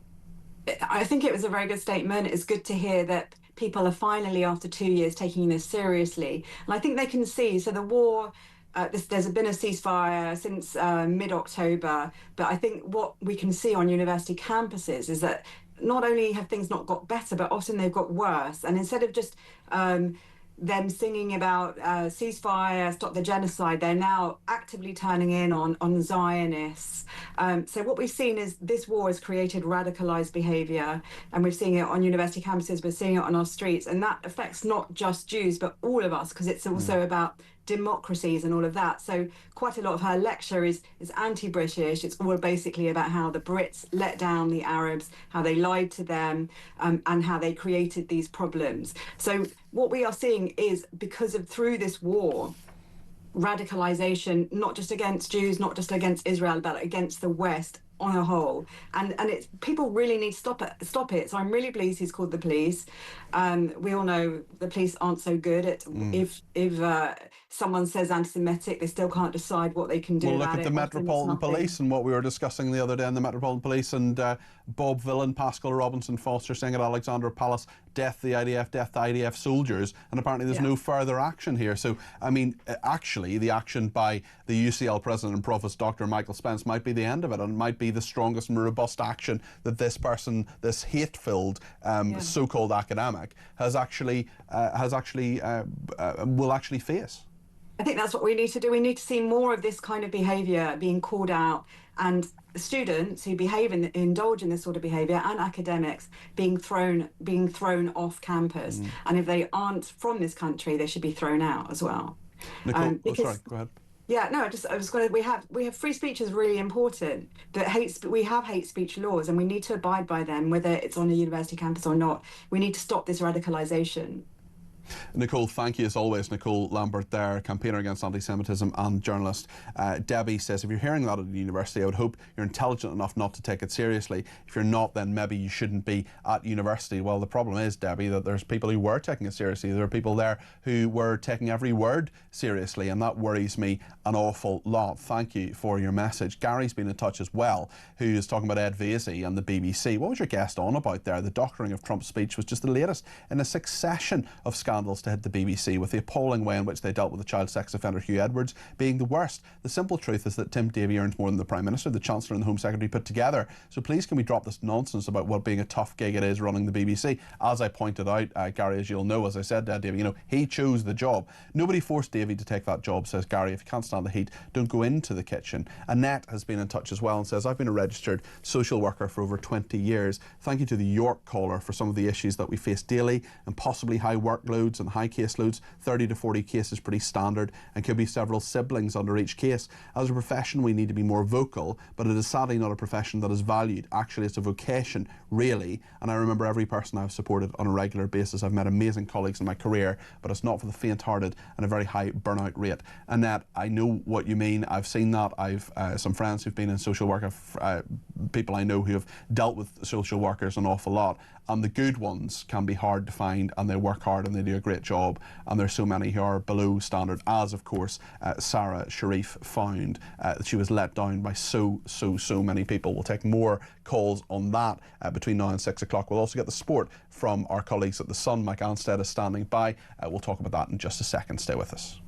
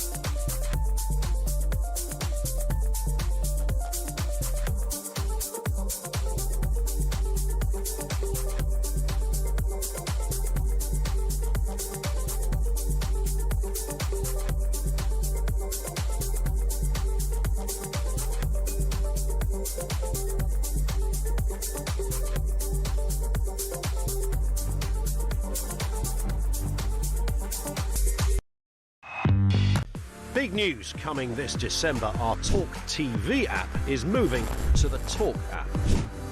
You can watch, catch up and listen to all your favourite shows and podcasts anytime, anywhere, all on the Talk app. From Monday, 1st of December, the talkTV app will no longer exist, so don't miss out. So head over to your App Store or Google Play and search Talk now.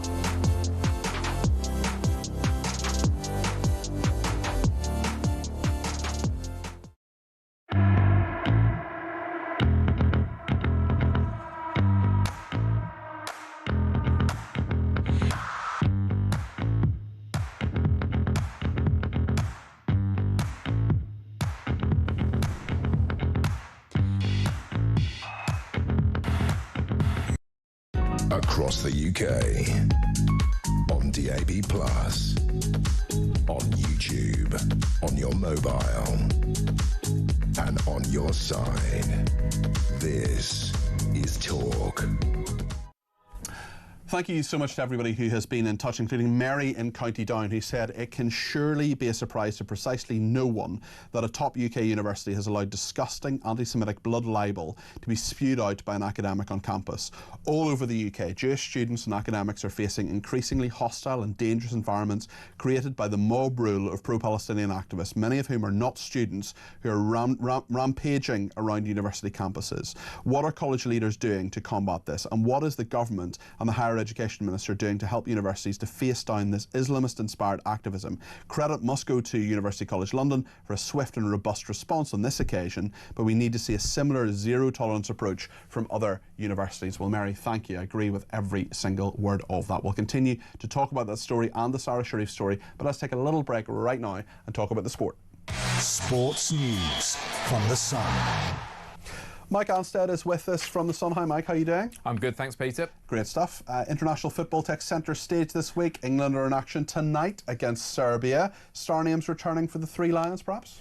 Yeah, well, Thomas Tuchel recalled Jude Bellingham for the squad, but we do know he's not going to start him tonight. We've got Morgan Rogers in the number 10 role, so that's quite a big call again by Tuchel. We'll see what the reaction is from Jude later on. Presumably he'll come off the bench at some point. I mean, this is still a qualifier. It's a serious game, more for Serbia than us, but it gives Tuchel a good chance to look at people going into the World Cup, which we've already qualified for. So, yeah, let's see how we get on tonight. Also in international football, the details of Euro 2028 starting to be announced by UEFA, which is set to take place in the UK and Ireland. Today they've revealed how ticket pricing is going to work. How is that going to work? Yeah, so we had a big launch last night. So the initial details came out about England will be on the road for the first game. But I think what's interesting for the wider fan, because there'll be huge interest in this tournament. It'll be the biggest event ever that takes place on these shores and obviously Ireland. Is the ticket pricing. The World Cup next summer in America, Donald Trump's already given a thumbs up to this dynamic pricing sort of makeup of the tickets. So the more demand, the higher they go, however many are left, that sort of thing. If you've got Iran versus Cape Verde in the middle of nowhere in America, there might not be so much demand. If you've got England versus Brazil in New York, the demand's going to go up, right? Sure. So the more the demand, the higher the ticket price, as we had with Oasis. Controversial. Yep. Fans have never had this before. But UEFA, of which Mark Bullingham, the FA chief exec, is part of the board, have already ruled that out. So I think basically the good news is for any fans listening is if you're lucky enough to get a ticket, you're not going to be charged through the nose for it in a few years' time. The football associations of both Iran and Cape Verde have been in touch to criticise you. Mike, they say you're being very unfair, and that match would be a great one. Am I wrong? I mean, Cape Verde, first time in the World Cup, there could be a huge load of people coming over for that one. So, yeah, that was wrong with me. I apologise to all our Cape Verde and Iranian listeners. So. Of course, yeah, well, indeed, and there are many of them. There's a word I don't want you to use, and I think you know what it is. It begins with W and rhymes with banker, because an interesting story regarding a signing at Championship club Sheffield United. Who signed for them? Why is it controversial? This is my favourite story of the day, so you're quite right. I'm being very careful with my language here. So the basics of this story are, in May, Patrick Bamford, playing for Leeds United, celebrates promotion back to the Premier League. Their rivals are Sheffield United. He celebrates with a song that goes, Chris Wilder is a word that rhymes with banker. So fast forward 6 months to today, Patrick Bamford signs for Sheffield United, whose manager is Chris Wilder. So it's going to be an interesting first meeting of the two. Chris Wilder's got a good sense of humour. I'm sure he'll take it in a fun way. Whether the Sheffield United fans welcome Patrick Bamford out when he comes off the bench in his first game with Patrick Bamford is word that rhymes with banker. Let's see. But yeah, it's going to be. Well, we shall see. We shall see. It's very interesting. Certainly on Twitter, I've been called that word, and many far worse words than that. It must be said. Absolutely, yeah. On many occasions, and I expect Chris Wilder will be able to get on with his life, and the world will continue to turn. In the meantime, Mike, thank you, Mike Anstead, there, sport head of content at The Sun. Really appreciate him joining us. Let's take a look at what Keir Starmer has been saying today. The Prime Minister talking about his number 10. This is a big political row, being toxic. Are they out of control? Can he actually get a grip and start governing? This is what the Prime Minister has been saying. I've been talking to my team today. I've been assured that no briefing against ministers was done from number 10, but I've made it clear that I find it absolutely unacceptable. If it transpires... So you're saying it didn't come from Downing Street? I've been assured it didn't come from Downing Street, but I'd be equally clear that whether it's this case or any other, I intend to deal with it. If it didn't come from Downing Street, where did it come from? And will you sack the person who's responsible? Well, I will absolutely deal with anybody responsible for briefing against ministers, cabinet ministers or other ministers. Keir Starmer denying there's a problem. Well, I think there probably is a problem, but the problem is a greater one. It's not just people, advisors briefing against various people, or even elected people briefing against Wes Streeting and so on. The problem is how this country is run, and people being let down, not least Sarah Sharif, the 10-year-old girl who was let down by everybody in authority and eventually murdered by her father and stepmother. Rachel is in Newport in South Wales. Rachel, you're very welcome to the programme. I know that's what you want to talk about. What would you like to say this evening? Yeah, firstly, can I say thank you very much for allowing me to speak on your programme. I've only just recently tuned in and I'm loving everything you do on Talk. Well, you're very kind, thank you. What would you like to say, Rachel? Yeah, I've been obviously I followed the case of Sarah Sharif, and I found it heartbreaking. But I just feel there's a wider issue here. We've got the case of Andrew going on, another case where a young girl was involved, and lots of people will remember Baby P. Yeah. And maybe they also remember Shannon Matthews. And whilst all this is going on, we've also got the huge grooming gang case going on, which is being brushed aside by this Labour government. Recently, I watched Sadiq Khan in one of his assembly meetings, and he was questioned about the protection of children in Britain and what we were doing to protect young girls. And one of the things he said, which I found pretty pointed and would probably have escaped a lot of parents out there, was he said that they were teaching young girls the word consent in schools. And I think the issue here is huge. We're failing our young children in this country, especially girls, because we're teaching them an ideology-based curriculum in school that is based on stimulus, it's based on gender, it's not based on family values, and it's not based on biology. It's based on something much darker. When we're teaching children from the age of 8 that sex is pleasurable and normal, there is something wrong in our country. What age do you think, Rachel, the children should be taught that stuff? What age should it be? Children should be taught biology and how the body works. And I also feel that children should be taught the word no, that their body belongs to them, and that should be their right to say no. You know, I'm aged 8, you can't touch me. Yeah. But what I don't think is appropriate is to teach them the word consent, because all that does, it enables these children in our country that are being raped and are being abused, like the 14-year-old recently in Epping, was it? Where the rapist got away, the illegal immigrant got away with it. Yeah, that was Hadish Kabati. He wasn't a rapist, but certainly is a sex offender. And splitting hairs, really. But Rachel, I think you make some really good points there, and there is a wider societal issue in all of this. Your first call to me on Drive, don't make it the last one, Rachel. I'd love to hear from you again, and I appreciate you giving me a call. Another texter has been in touch and says, if we didn't have a Prime Minister at all, would anyone actually notice? Says quite a lot. And Leslie says, I'd like to tell Ed Vasey, I care what the BBC puts out, but why should I pay £180 for lies and bias. Well, lots more to discuss, which we will between now and 7 o'clock. I want to hear from you as well. 0344 499 1000. Stay with us.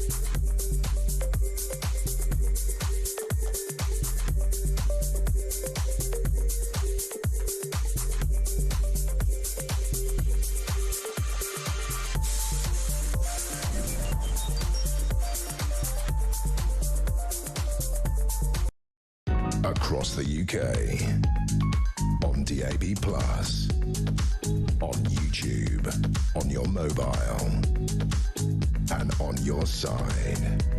This is Talk.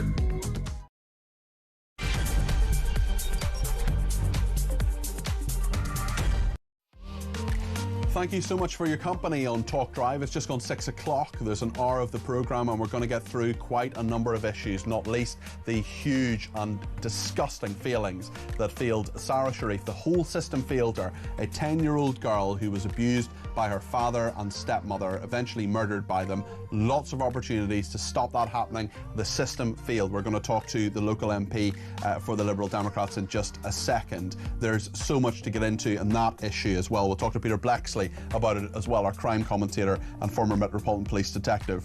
We'll also talk about police and crime commissioners being scrapped and what's in the Sun tomorrow. But more than all of that, I want to talk to you. I want to get your voice on the air between now and 7 o'clock.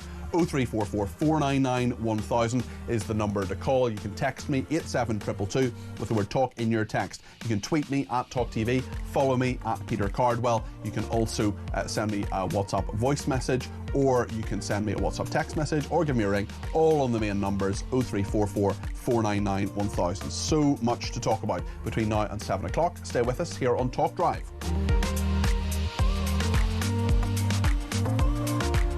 Kevin will be here between 7 and 10. We'll talk to him before 7 in terms of what's coming up on his programme. You will also have me tomorrow between 4 and 7, and on Monday and Tuesday on Talk Drive, and over the weekend between 10 and 1, Saturday and Sunday, usual shows. And then on Wednesday I'm going on holiday for a couple of weeks, which I'm looking forward to. But listen, there's so much to talk about today. Thank you to everybody who's been in touch, not least about the anti-Semitism story as well. Dan in Kent says, it's unbelievable. What on earth is this so-called teacher at University College London banging on about? Religion of all faiths have been misrepresented misrepresented over the years, but this completely false account of the Jews absolutely takes the biscuit. She needs to be brought before a judge, a Jewish one, says Dan. Well, thank you for that.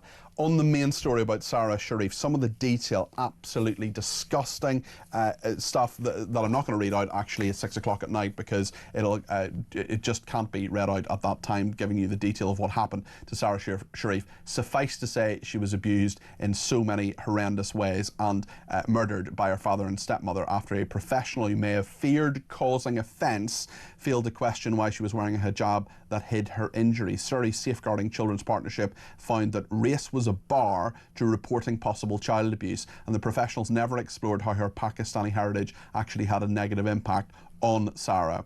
It is highly unusual for such a young child to declare to wear the hijab, the report said, without either members of her family or peers doing the same. The fact was that she was forced to wear the hijab, Sarah Sharif. She was forced to wear it because of the injuries that were carried out on her. Sorry, I've just seen a picture of her and it's really affected me. It's on another news channel.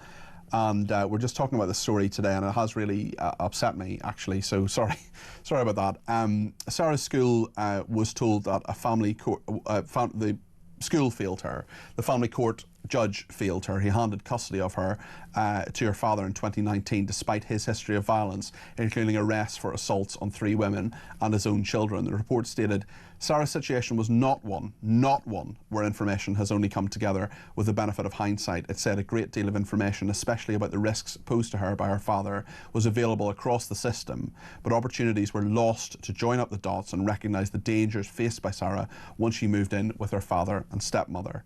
The seriousness and significance of father as a serial perpetrator of domestic abuse was overlooked, not acted on, and underestimated by almost all professionals who became involved with Sarah and her family. Absolutely disgraceful. Let's take a listen at what Terence Herbert, the Chief Executive of Surrey County Council, said earlier today on the BBC.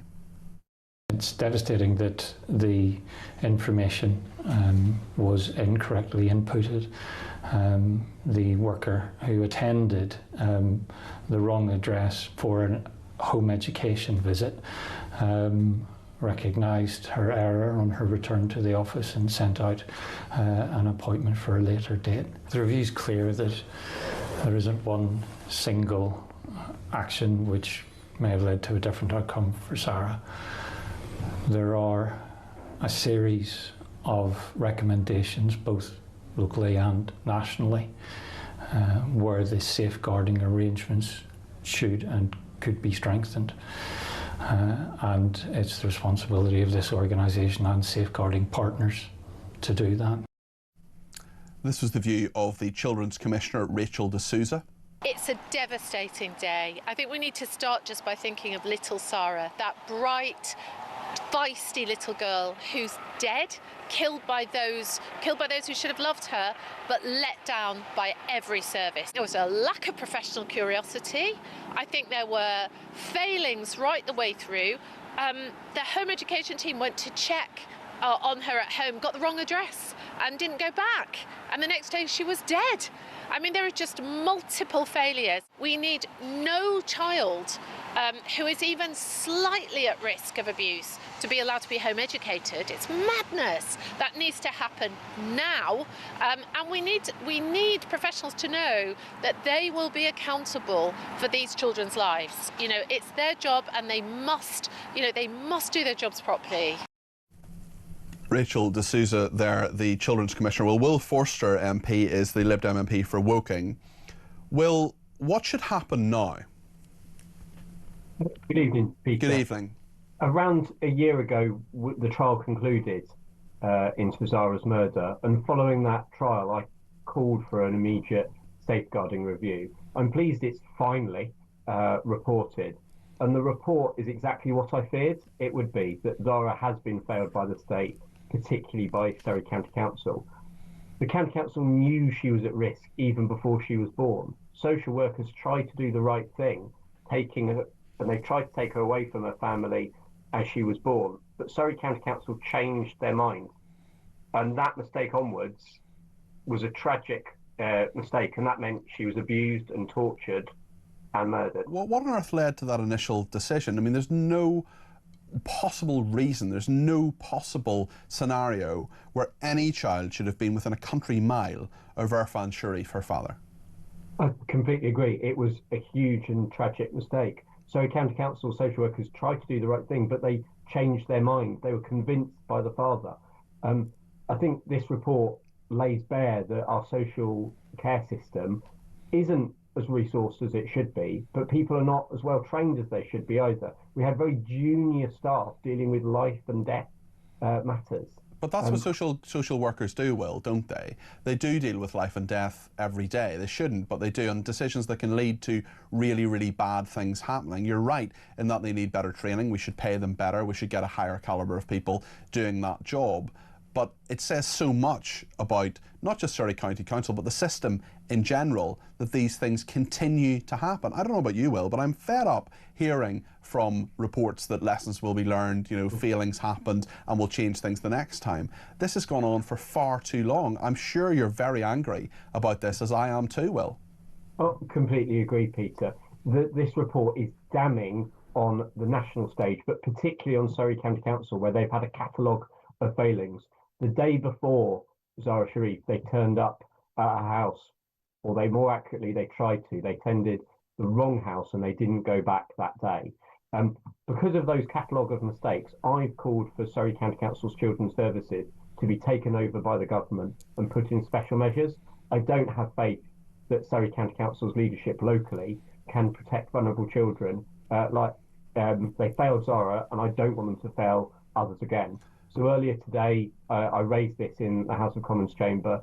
I've asked for an urgent meeting with government ministers to ensure Surrey County Council's Children's Services are taken over by the government and put in special measures. Would that necessarily solve the problem, is my question, Will? Because the Department for Education, which deals with the care system, they have many problems of their own. Even if, you know, let's say for the sake of argument, you get a meeting with Bridget Phillips and the Education Secretary, and she says, yes, Will, totally take your point, we're taking control, we're putting them in special measures. Would that necessarily solve the problem? Because this is system-wide. This goes from bottom to top in terms of so many issues and problems with the care system. Well, this report was written by experts. They said that there were 15 recommendations, 6 of them just for the national government, 6 of them just for the local government. There are clearly some very particular failings within Surrey County Council. The fact that the managers weren't supporting their struggling social workers, they had policies that they completely ignored time and time again. I'm very concerned about the local situation, but I do think we need to make some steps to improve things nationally. I've worked with Rachel D'Souza, the Children's Commissioner, because of something that she's recommended. I proposed Zara's Law, which was to set high national thresholds to ensure that social workers are consistent across the country and intervene very early on. There is a risk of postcode lottery. At the moment, my area in Woking in Surrey, I think we are most at risk because of the poor mismanagement of the county council, but I want to raise standards across the country as well. I want to raise standards too, and I wish you well in your campaign, Will, and perhaps we'll talk about it on another occasion as well and follow up the kind of changes that I hope you get. I just want to ask you about 2 aspects of this. One is a point from Leslie. He says, I think the judge involved and all the people who let Zara Sharif down should be named, prosecuted and jailed. What do you think of that? Real accountability? So I do want real accountability. One of the things I've asked for is the leadership of Surrey County Council, whether it be Rachel Wardell, who is the head of Children's Services, or other people, be called in front of MPs to be quizzed on how they allowed this to happen and what they're going to do to improve things. So I'm all for accountability, particularly on the judge. This report states that in some of the family court proceedings, judges were not given the full facts. They were not given the full facts by the county council. So although I want accountability, it's very difficult if you haven't got those facts. Yeah. And what about the racial element of this as well? There is clear evidence that people were worried about being called racist. It's interesting that when Sarah was 8 in 2021, she began wearing a hijab to school. The head teacher was actually commended in this report for asking the family about the change, but told it was her choice after becoming interested in Pakistani culture after a family holiday. How much do we need to actually stop worrying about and not just people in authority, but neighbours, friends, people who would have seen her, teachers, whoever it was, to say, actually, hold on, this isn't a cultural issue, this isn't a religious issue, this is an issue of child safety. At what point and how do we actually stop hiding behind this stuff or feeling intimidated by these kind of issues and actually focus entirely on child safety? We do need to focus entirely on child safety, and that's what the report says. The report has a section about the religious, race, the cultural aspects. They said that social workers, amongst others, didn't understand Zara's background. They need to understand those differences more. They should have asked more questions. The family wasn't Muslim in faith. We believe Zara's father attended the mosque once. He was an evil man, and he used all the tools he could to disguise the abuse that he inflicted on Zara. That includes the hijab. When he couldn't, he used the hijab to disguise those abuses. That's appalling, and people should have questioned that and raised that sooner. He also used loopholes in our home education system to disguise the abuse. Now, home education, I think, is brilliant for a lot of families and children. But as soon as he knew the school was noticing her injuries, he pulled her out of school. Yeah. I think, and so does the Children's Commissioner, that parents should lose the right to home educate in the event of child safeguarding. And that's something that I think we need changes nationally. I'm astonished that isn't the case already, Will. Absolutely astonished. You're quite right to be astonished. That is something that I want the government to introduce legislation on. Okay. Parents should have a right to home education, except in the event of child safeguarding. But Surrey County Council had some powers. They knew they should have inquired, but they didn't. And those were the home educator visitors that tried to visit the wrong house. So we do need national change, but unless Surrey County Council or other local authorities are competent to implement them, I still worry for children's wellbeing. Well, I wish you well in your fight in all of this. Keep us updated. Come on again. Tell us at some stage in the future. We're never not going to be interested in this case and the change that can happen. And thank you for speaking to us this evening. That's Will Foster, MP, who is a Lib Dem MP for Woking. David's in Gloucestershire and has given me a ring on 0344 499 1000. David, you're very welcome to the programme. What would you like to say? Hello, Peter. Well, this poor little mite, but this whole case, and it also goes back to the whole rape gang thing. Yeah. How many cases are we going to get?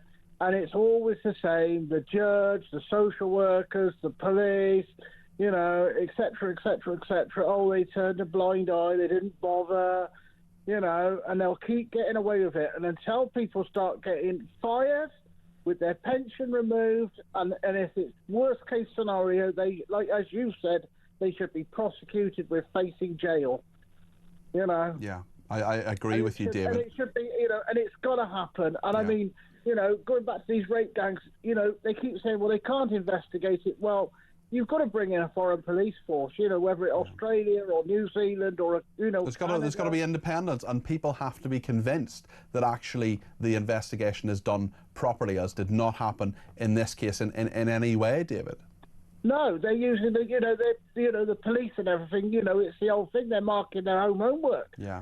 All the time, and they keep saying, "Oh, nothing to see here." How many more cases are we going to get? Well, I feel your frustration. I mirror that frustration. I feel it too, David. I've been so annoyed by this case. Thank you to you, and thank you to Christina in Spain, who says, Peter, I'm sick of hearing the word mistake. A mistake is when you spell someone's name incorrectly, not when a child is murdered. Thank you for your thorough coverage of this dreadfully sad tragedy. Well, thank you, Christina, for your thoughts, and for everybody who has been in touch today. Thomas has been in touch from Glasgow. He's given me a ring on 0344 499 1000. Thomas, you're very welcome to the programme. What would you like to say? Good evening, Peter, and very good coverage of this very sad story. Thank you. The even sadder issue is that we all know that when you get that, oh God, it makes my blood boil when I hear it, lessons will be learned. Yeah. Lessons will not be learned. See if this scenario, after all this publicity, were to happen tomorrow, the same result would happen again. Well, you're right, Thomas. And there've been too many Sarah Sharifs. There've been too many baby Ps. There've been one is more than enough. But these things keep happening, Thomas, don't they? And they have reports into them. They say systems will be changed, and these things keep happening, and opportunities to save lives of children keep getting missed. The difference with the baby is the people who were involved in this very sad story. The only thing that matters to them, and I'm talking about white public servants, will be that, you know, the bottom line, we weren't accused of being racist. Yeah. That's all that matters. We weren't accused of being racist. If it were to happen again tomorrow, so long as I'm not accused of being racist, it will happen again. And children in that community and ladies in that community are at risk time and time again, because white public servants only worry about not being branded racist. Thomas, thanks for your points. It's not a brilliant line, so I'm just going to end the call there, but I think we got the points there from you, and thank you for them.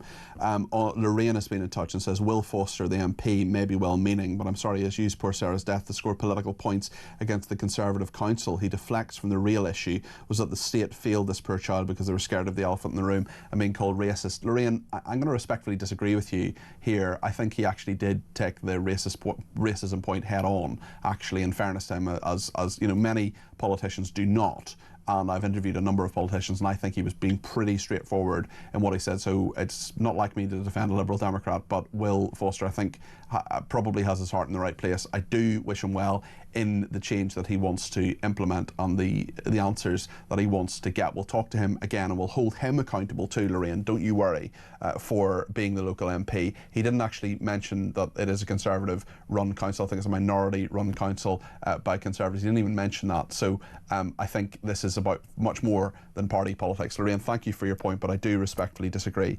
Peter Blexley is on with us next. He's a former Metropolitan Police detective, our crime commentator. We'll see what he thinks about this and the plans to scrap policing and crime commissioners as well. Let me know your thoughts on all of this. Plenty of time right up until 7 o'clock. Get your point on the air. 0344 499 1000.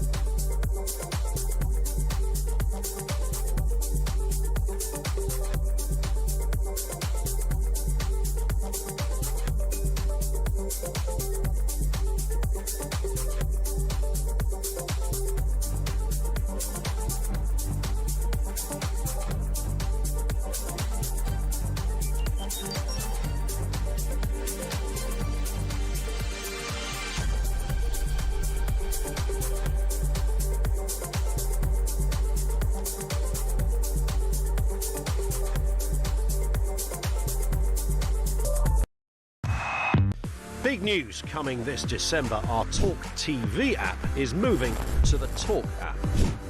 You can watch, catch up and listen to all your favourite shows and podcasts anytime, anywhere, all on the Talk app. From Monday, 1st of December, the talkTV app will no longer exist, so don't miss out. So head over to your App Store or Google Play and search Talk now.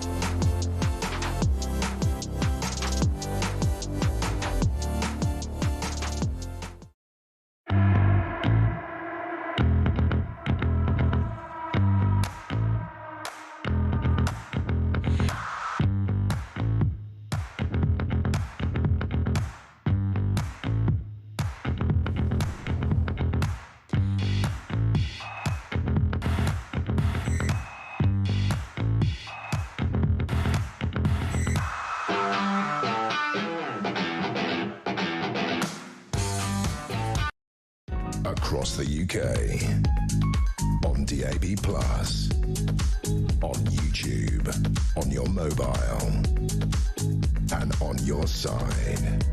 This is Talk. Thanks to everybody who has been in touch on this, and many people giving their thoughts on Sarah Sharif. Extraordinary, serious and despicable scum that did that to the poor child. They should hang. Am I allowed to say that? Yes, you are. I disagree with you, but you're allowed to say it. Absolutely right, Peter. Lessons will be learned. It's just like get out of jail card. Mickey Mouse head should roll over this, but they won't. They never do. That poor little girl, God knows the hell she went through. Good on you for pointing this out. Christine said, as one of your callers said, I've never heard you so angry or upset. That poor little girl, Sarah Sharif, the only comfort I can get is to know that she is no longer in pain. Another person says, social services pay peanuts and you get that level of ability back for what social workers have to go through. They need to be worth more. Rafi says, in your public institutions, silence isn't neutrality, it's survival. People see the rot, they feel the weight of broken systems, but to speak is to risk being branded racist, unprofessional, unsafe. Another person says, recently a convicted paedophile was not deported because his lawyer successfully argued that under the European Convention of Human Rights law, he had the right to a family life with his own children. Listen, all of those points really helpful, really interesting. Keep them coming in. We've time for more calls as well between now and 7 o'clock. 0344 499 1000. I want to get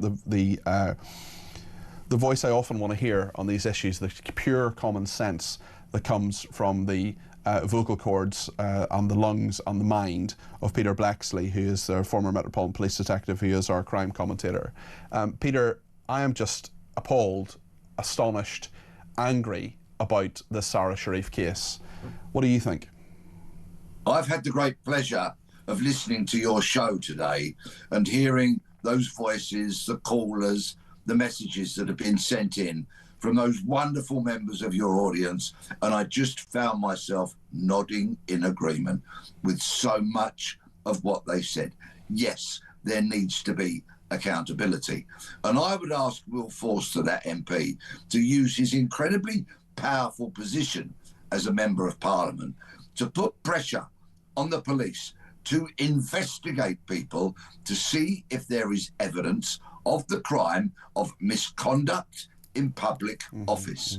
This is a very particular crime, insomuch as doing nothing can actually be a criminal offence.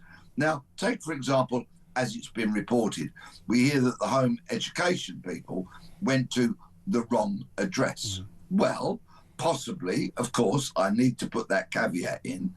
If they then did not go to the correct address when they could have done, as far as I'm concerned, as an ex-detective, that very much needs investigating to see if there is sufficient evidence of misconduct in public office. And until such time, we see people that are in public office that fail to do their duty properly, being arrested, charged, tried and convicted and imprisoned, then so much of what your listeners have said about lessons will be learned, they're not, will just continue. And how many more Victoria Clombiers, Baby Peas, Sarah Sharif and so many other tragic names? It's so true, Peter. You speak such total sense on this. We'll continue to talk about this between now and 7. 0344 499 1000 is the number to call. Peter, I just want to ask you about another aspect of policing today. This is Labour scrapping police and crime commissioners. Before I get your opinion, let's see what the Policing Minister, Sarah Jones, said earlier in the House of Commons. Setting the local police budget and agreeing strategic priorities for their force through their local police and crime plan. However, whilst the role of PCCs has evolved over time to include responsibility for commissioning services for victims, driving local partnerships and in some areas responsibilities for fire governance, the model has failed to live up to expectations. It has not delivered what it was set up to achieve. But the reality is that the PCC model has weakened local police accountability and has had perverse impacts on the recruitment of chief constables.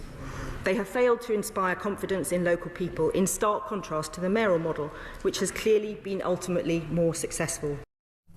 Well, a damning indictment of police and crime commissioners there from the Policing Minister, Sarah Jones. They've not delivered, they've weakened police accountability. Do you agree with that, Peter? Do you think scrapping them is a good idea? Well, I'm going to agree and I'm going to disagree with the Policing Minister. First, I agree that police and crime commissioners should be scrapped. It was a Conservative Party folly when they were in power in 2012 to invent these. And so many of the people that have been elected into these very well-paid jobs, I hasten to add, earning salaries that they would never be able to get anywhere else because largely they're so hugely talentless, they've become, these police and crime commissioners, political sops. They have to be aligned to a major party almost always to get elected, and then it's just a game of political posturing, generally speaking. I've debated with a number of them over the years, and their staggering lack of intellectual dexterity and understanding of what policing is all about was abundantly clear as I rinsed them time and time again. We need a different type of police accountability, and I'm tempted to hanker for the good old days when we had local authorities, police local authorities, which were largely staffed by volunteers from the community. But bear with me while I just tell you a story from last night, if I may. I went to the Metropolitan Police's new initiative for the public. It's about kind of reinventing the new Met. And there was a whole raft of very, very senior police officers there, of all ranks actually, but up to and including Assistant Commissioner. Questions from the floor, from the public, including me, two of which garnered a round of applause. My question about visibility, being contactable, being known, and therefore being trusted, and a security guard's question where he expressed his frustrations about being a victim of violence, witnessing too much shoplifting and not enough being done. Those two questions got applause. That's holding the police to account. Whatever the system it is, it needs to be people without political allegiance, with some experience, who will fearlessly hold the police to account and will not cozy up to them. Look at this mayor system that's being suggested. Well, the Mayor of London is the Police and Crime Commissioner, and look at the performance of the Met and what happened in recent years. Well, very little needs to be said more about that because we all know about it. But Peter, thank you so much. Appreciate you joining us this evening. That's Peter Blexley there, who is the former Metropolitan Police Detective and our crime commentator here on Talk. Lots of people getting in touch with Sarah Sharif. Ian has been in touch from Liverpool. On the Sarah Sharif thing, the problem now, Peter, is, I mean, you'll probably know this more than anyone. The world's full of cowards and armies.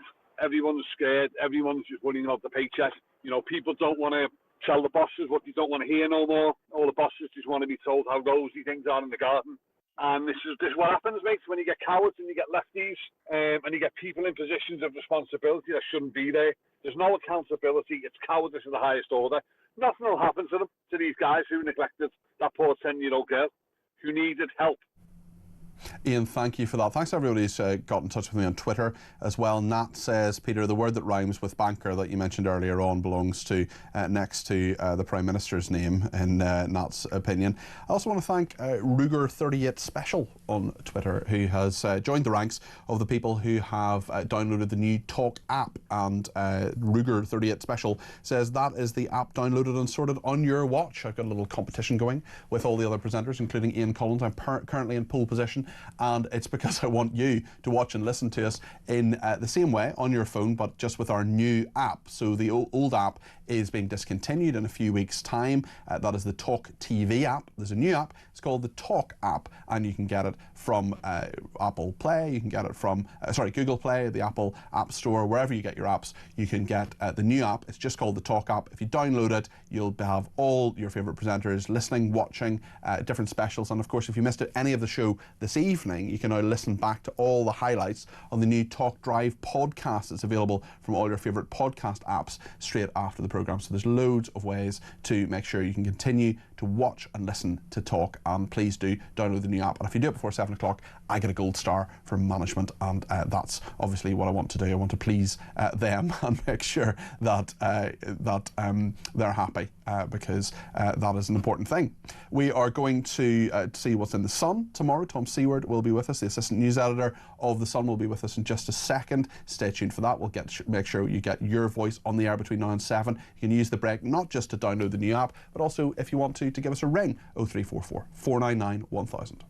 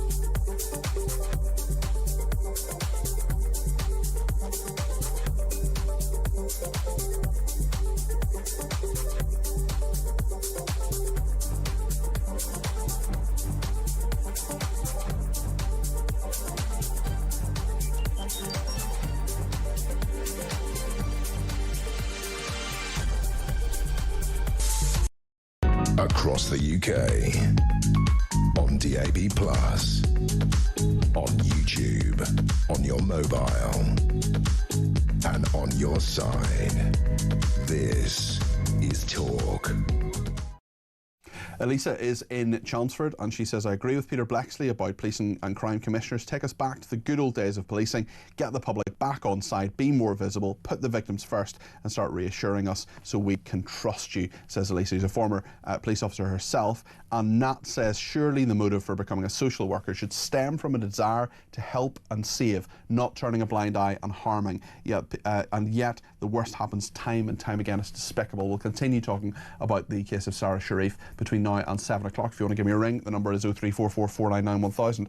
But just in the meantime, we're going to speak to Tom Seward, the assistant news editor of The Sun. He's in the studio. Hi, Tom. Hi, Peter.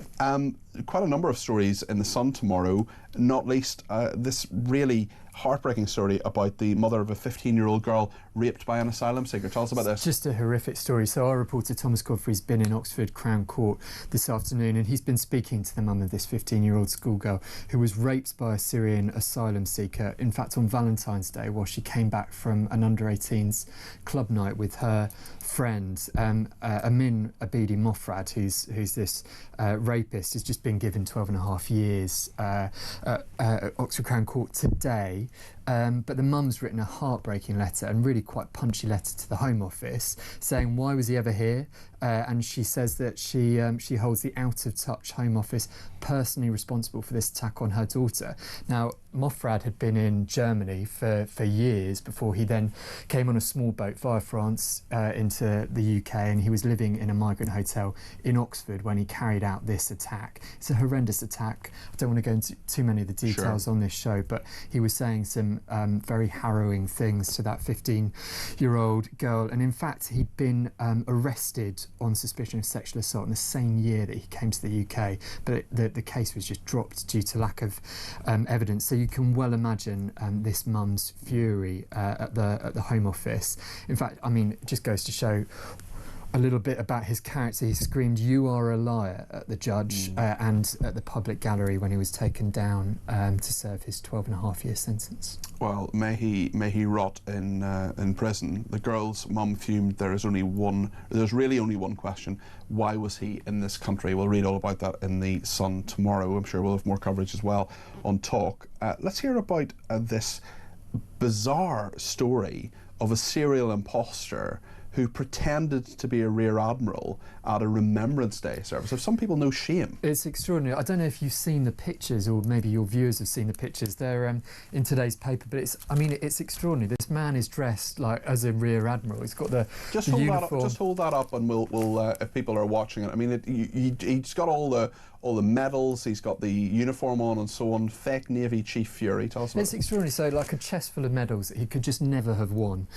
So this picture was taken at a Remembrance Sunday event in Llandudno in North Wales, and it's just been doing the rounds online since then. And the Sun has been to track this man down today. And so his name is Jonathan David Carley. He's 64. He's a former teacher, history and politics teacher at a series of very posh schools. And when we went to speak to him today, he said, "I have no desire to speak to you, with all respect." So it's nice that at least he's said the word respect, even if he's not shown any. As I say, you know, these are medals that he could never have won, and his only military experience was as a cadet force officer at Cheltenham College and Shipplake College, which some of your listeners and viewers may know are very, very posh schools in the south of England. But he's never been a Royal Naval officer, but as far as we know, this is the highest ranking Baltimidity we've ever seen. Well, it's so insulting to so many people who have served our country and have won medals for that. Exactly. Tell us about the modern artist selling a 10-ton pile of old rope. Look, I love this. I love this story. I mean, if you get excised about, modern art and just how ridiculous some of these ideas are. Art with a capital F. Precisely, you've said it before, and this really takes the biscuit. This is a modern artist, a man called David Shrigley, who spent months collecting 10 tons of rope that he's now exhibiting at an art gallery in London. Says it's worth £1 million. Is it though? Is it? Well, I don't know. I mean, this is my favourite quote from the entire story. It kind of just encapsulates the whole thing. He says, "You've got 10 tons of contemporary art. By weight, I think it represents excellent value." He was up for a Turner Prize back in 2013 with a wonderful statue that actually urinated into a bucket in front of you. So there we go. My goodness, wow. Well, money for old rope will undoubtedly be the headline. Tell us about the traitors. Now, there's been a development here. There's going to be more of it. I love traitors, and I like the pun there, exactly. So this is the Love Island star Maura Higgins is going to be on the US series of The Traitors that starts in January. It's shot in the same castle as the Celebrity Traitors that we've all just been enjoying, and also the civilian UK Traitors as well. But it's actually presented by Alan Cumming, who is brilliant. He is brilliant. I mean, he somehow takes the Traitors and I mean, he achieves almost the impossible by making it even camper. It's extraordinary. It's brilliant, and it's because it's American. It's like high octane. It's, you know, normal traitors on acid. It's extraordinary. I've watched the American series previously. Yeah, they're really it's next level. You will know it's brilliant. I'm really looking forward to Maura Higgins being in it because, I mean, she's not afraid of a bit of scandal. She's not afraid to spice things up at all. And in fact, Taylor Swift's soon-to-be mother-in-law, Donna Kels, is also going to be in the castle. So, I mean, I just can't wait. It's going to be brilliant. The thing is, if they accuse Donna Kels of being a traitor and she's faithful, she can simply say, you know, haters gonna hate. Tom, thank you very much indeed. Tom Seward there, Assistant News Editor at The Sun. Thank you for joining us. You can read all those stories, of course, in The Sun tomorrow morning. You can get it from your newsagent, or you can read online at thesun.co.uk. Let me know your thoughts on all the issues we've been talking about today. 0344 499 1000 is the number to call. We'll take your calls, texts, tweets and voice notes after the break.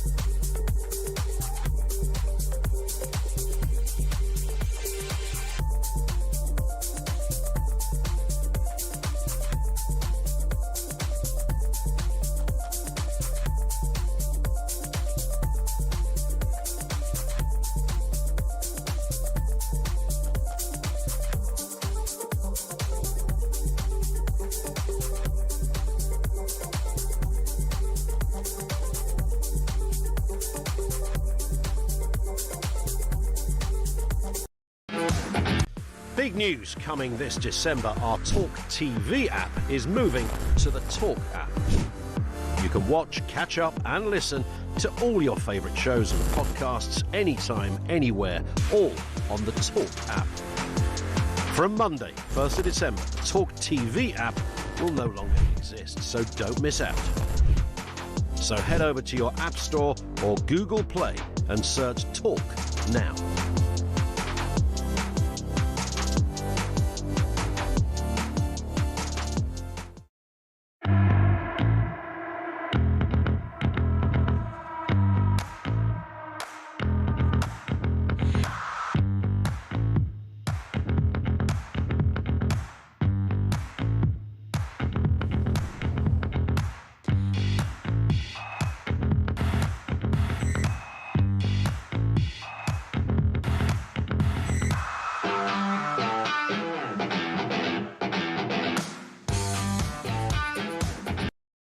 Across the UK, on DAB+, on YouTube, on your mobile, and on your side. This is Talk. Well, just a reminder that if you missed any of the show this evening, you can now listen back to all of the highlights on the new Talk Drive podcast. It's available from all your favourite podcast apps straight after the show. But plenty more content to come in the next 11 and a half minutes. Let's just remind you of the number, 0344 499 1000, if you want to get your a late call on the air. We've got Damon and Laura Jane waiting, and we will talk to them in just a second. But before then, I just want to remind you what Terence Herbert, the Chief Executive of Surrey County Council, said earlier today on the BBC. This was about Sarah Sharif, the 10-year-old girl who was failed badly by Surrey County Council. There are many opportunities that could have been taken to safeguard her, to make sure that she wasn't in the hands of these ghastly, horrible people, her father and stepmother, who then murdered her. Just a dreadful, dreadful story of failings. Failure after failure after failure. This is what Terence Herbert, the Chief Executive of Surrey County Council, had to say for himself. It's devastating that the information was incorrectly inputted. The worker who attended the wrong address for a home education visit recognised her error on her return to the office and sent out an appointment for a later date. The review is clear that there isn't one single action which may have led to a different outcome for Sarah. There are a series of recommendations, both locally and nationally, where the safeguarding arrangements should and could be strengthened. And it's the responsibility of this organisation and safeguarding partners to do that. Rachel D'Souza is the Children's Commissioner. She certainly wasn't happy with the outcome of this report, which I have been very angry about over the past 3 hours and beyond, actually. We'll get a bit of reaction from Damon and Laura Jane in just a second, but let's hear what Rachel D'Souza, the Children's Commissioner, had to say. It's a devastating day. I think we need to start just by thinking of little Sarah, that bright, feisty little girl who's dead, killed by those who should have loved her, but let down by every service. There was a lack of professional curiosity. I think there were failings right the way through. The home education team went to check on her at home, got the wrong address and didn't go back. And the next day she was dead. I mean, there are just multiple failures. We need no child who is even slightly at risk of abuse to be allowed to be home educated. It's madness. That needs to happen now. And we need professionals to know that they will be accountable for these children's lives. You know, it's their job and they must do their jobs properly. Rachel D'Souza there, the Children's Commissioner. Damon is in Wigan and has given me a ring on 0344 499 1000. Damon, you're very welcome to the programme. What would you like to say? Yeah, good evening, Peter. Firstly, I'd like to say thank you very much for bringing this coverage tonight, and also thank you in your private life for looking after your friends the way that you do after what has been their dark times. Well, that's really kind, Damon. Thank you. I spoke to you a while ago about Nottingham Council when they were taking flowers off graves, and I told you about my daughter Sabre, who passed away at 36 I remember that call. Yes, I remember that call, Damon. Every day we are haunted by what happened to our Sabre, who was taken away naturally due to, complications in childbirth. And we're haunted every day, and I don't know how people like this can live with themselves when they do something to a child. Mm-hmm. I believe that is unbelievable. There must be drawers full somewhere of recommendations. Yeah. You've been in government. Reports gathering, dust on shelves, Damon. Yeah, but no top minister, which you've worked with, no top minister makes sure that these are being implemented. And also, if you do some research, there's now been spoke about on, I think it's Sky News, about ghost children who have not returned back to school since we've covered it on this network as well. Brilliant journalism by a journalist called Harriet Sargent, actually, who's talked about ghost children. On Sky News, I actually know the producer of that, a brilliant woman who used to be my housemate called Fiona Mackey. He's a fantastic producer who did a great story on ghost children. Horrendous thing of children after lockdown don't come back to school, and there's just no accountability. There's nothing that is done to try to work out where on earth are these children. They should be in school. They should be properly looked after, and we know so many of them are abused. We know so many of them, I mean, another form of abuse which is being involved in county lines, that is child abuse as well. And Damon, we're in a situation where this is happening. It's a really big problem, and there's so few in authority who'll actually get to grips with it. There's no community spirit, as you say. We don't know how many cases of these ghost children are are in the process of being abused. How many more Sararas there is going to be? And the other thing is, one of your callers early on, community spirit has gone because, like you said, you're racist or you're biased or you're this, and nobody wants to help each other anymore. I will call a spade a spade. And if I lost my job for it, then that's fair enough. But community spirit has been eroded and allowed to be eroded. So now nobody knows what's going on behind anybody's closed doors, and it's an absolute travesty how this country's turned around. And I was proud to serve in the British Army, but what was it all for? Damon, you say a lot of really profound things. Thank you for your call. It's good to talk to you again, and thanks for your wisdom there. I really appreciate it, and your kind words as well. Laura Jane is in Hampshire and has given me a ring on the same number, 0344 499 1000. Laura Jane, good evening to you. What would you like to say? Good evening, Peter. I wanted to say that the accountability is not there. Basically, one hand doesn't speak to the other hand, and the police don't speak to social services, and social services don't speak to the schools. So it's hardly surprising that there was this terrible, terrible situation. I feel very strongly that it's badly managed, and they should speak to each other. I have a friend who recently died, and in the NHS, it's the same thing. The left hand doesn't speak to the right hand. But also, I totally agree with you, Laura Jane, and this does need to be properly, there needs to be properly married up. They keep talking about taking a multi-agency approach, coordinated approach, lessons will be learned, all these kind of words that are just sort of meaningless now, actually, and we just want people to do their job. It's become more and more complicated for whatever reason, but actually it's a really basic thing it can be a difficult thing, but a basic thing to keep children safe and to spot errors. And I just wonder whether Damon's point is something that actually resonates with you, Laura Jane. It certainly does with me, where he talks about community breakdown. Where were the neighbours? Where were the people who said, actually, there's clearly a problem here? Maybe they did raise the flags. I haven't read this report in full. I've read a lot of reporting of it, but not the full report. Maybe they did raise the flags, and we had someone on earlier saying, raising issues and saying that there's a major problem to social services can itself make you feel as if you're under the spotlight. But that's because of the woke situation that we live in nowadays. The community doesn't exist in the same way that it did when I was a child. I'm in my 60s, and I feel, granny looking after you or aunties looking after you. None of that is there. And if I heard a screaming child next door, I would report it. But for some people are more frightened of being, accused of racism or whatever it is. But it isn't very easy because there isn't the same sense of community, certainly in big cities. And I agree with you, and I also don't think that, I come from a really, really community-minded place, Rich Hill in Northern Ireland, where there's so many people who look out for one another. Just even during the early stages of COVID, where everybody was absolutely terrified that was going to kill us all. And my parents who were over 70, there are loads of people coming to their door, keeping a safe distance, as we then saw it as, and saying, do you need any shopping done? Do you need anything you need to do? My parents both over 70, and we're in the at-risk group. Is there anything you need to help us with?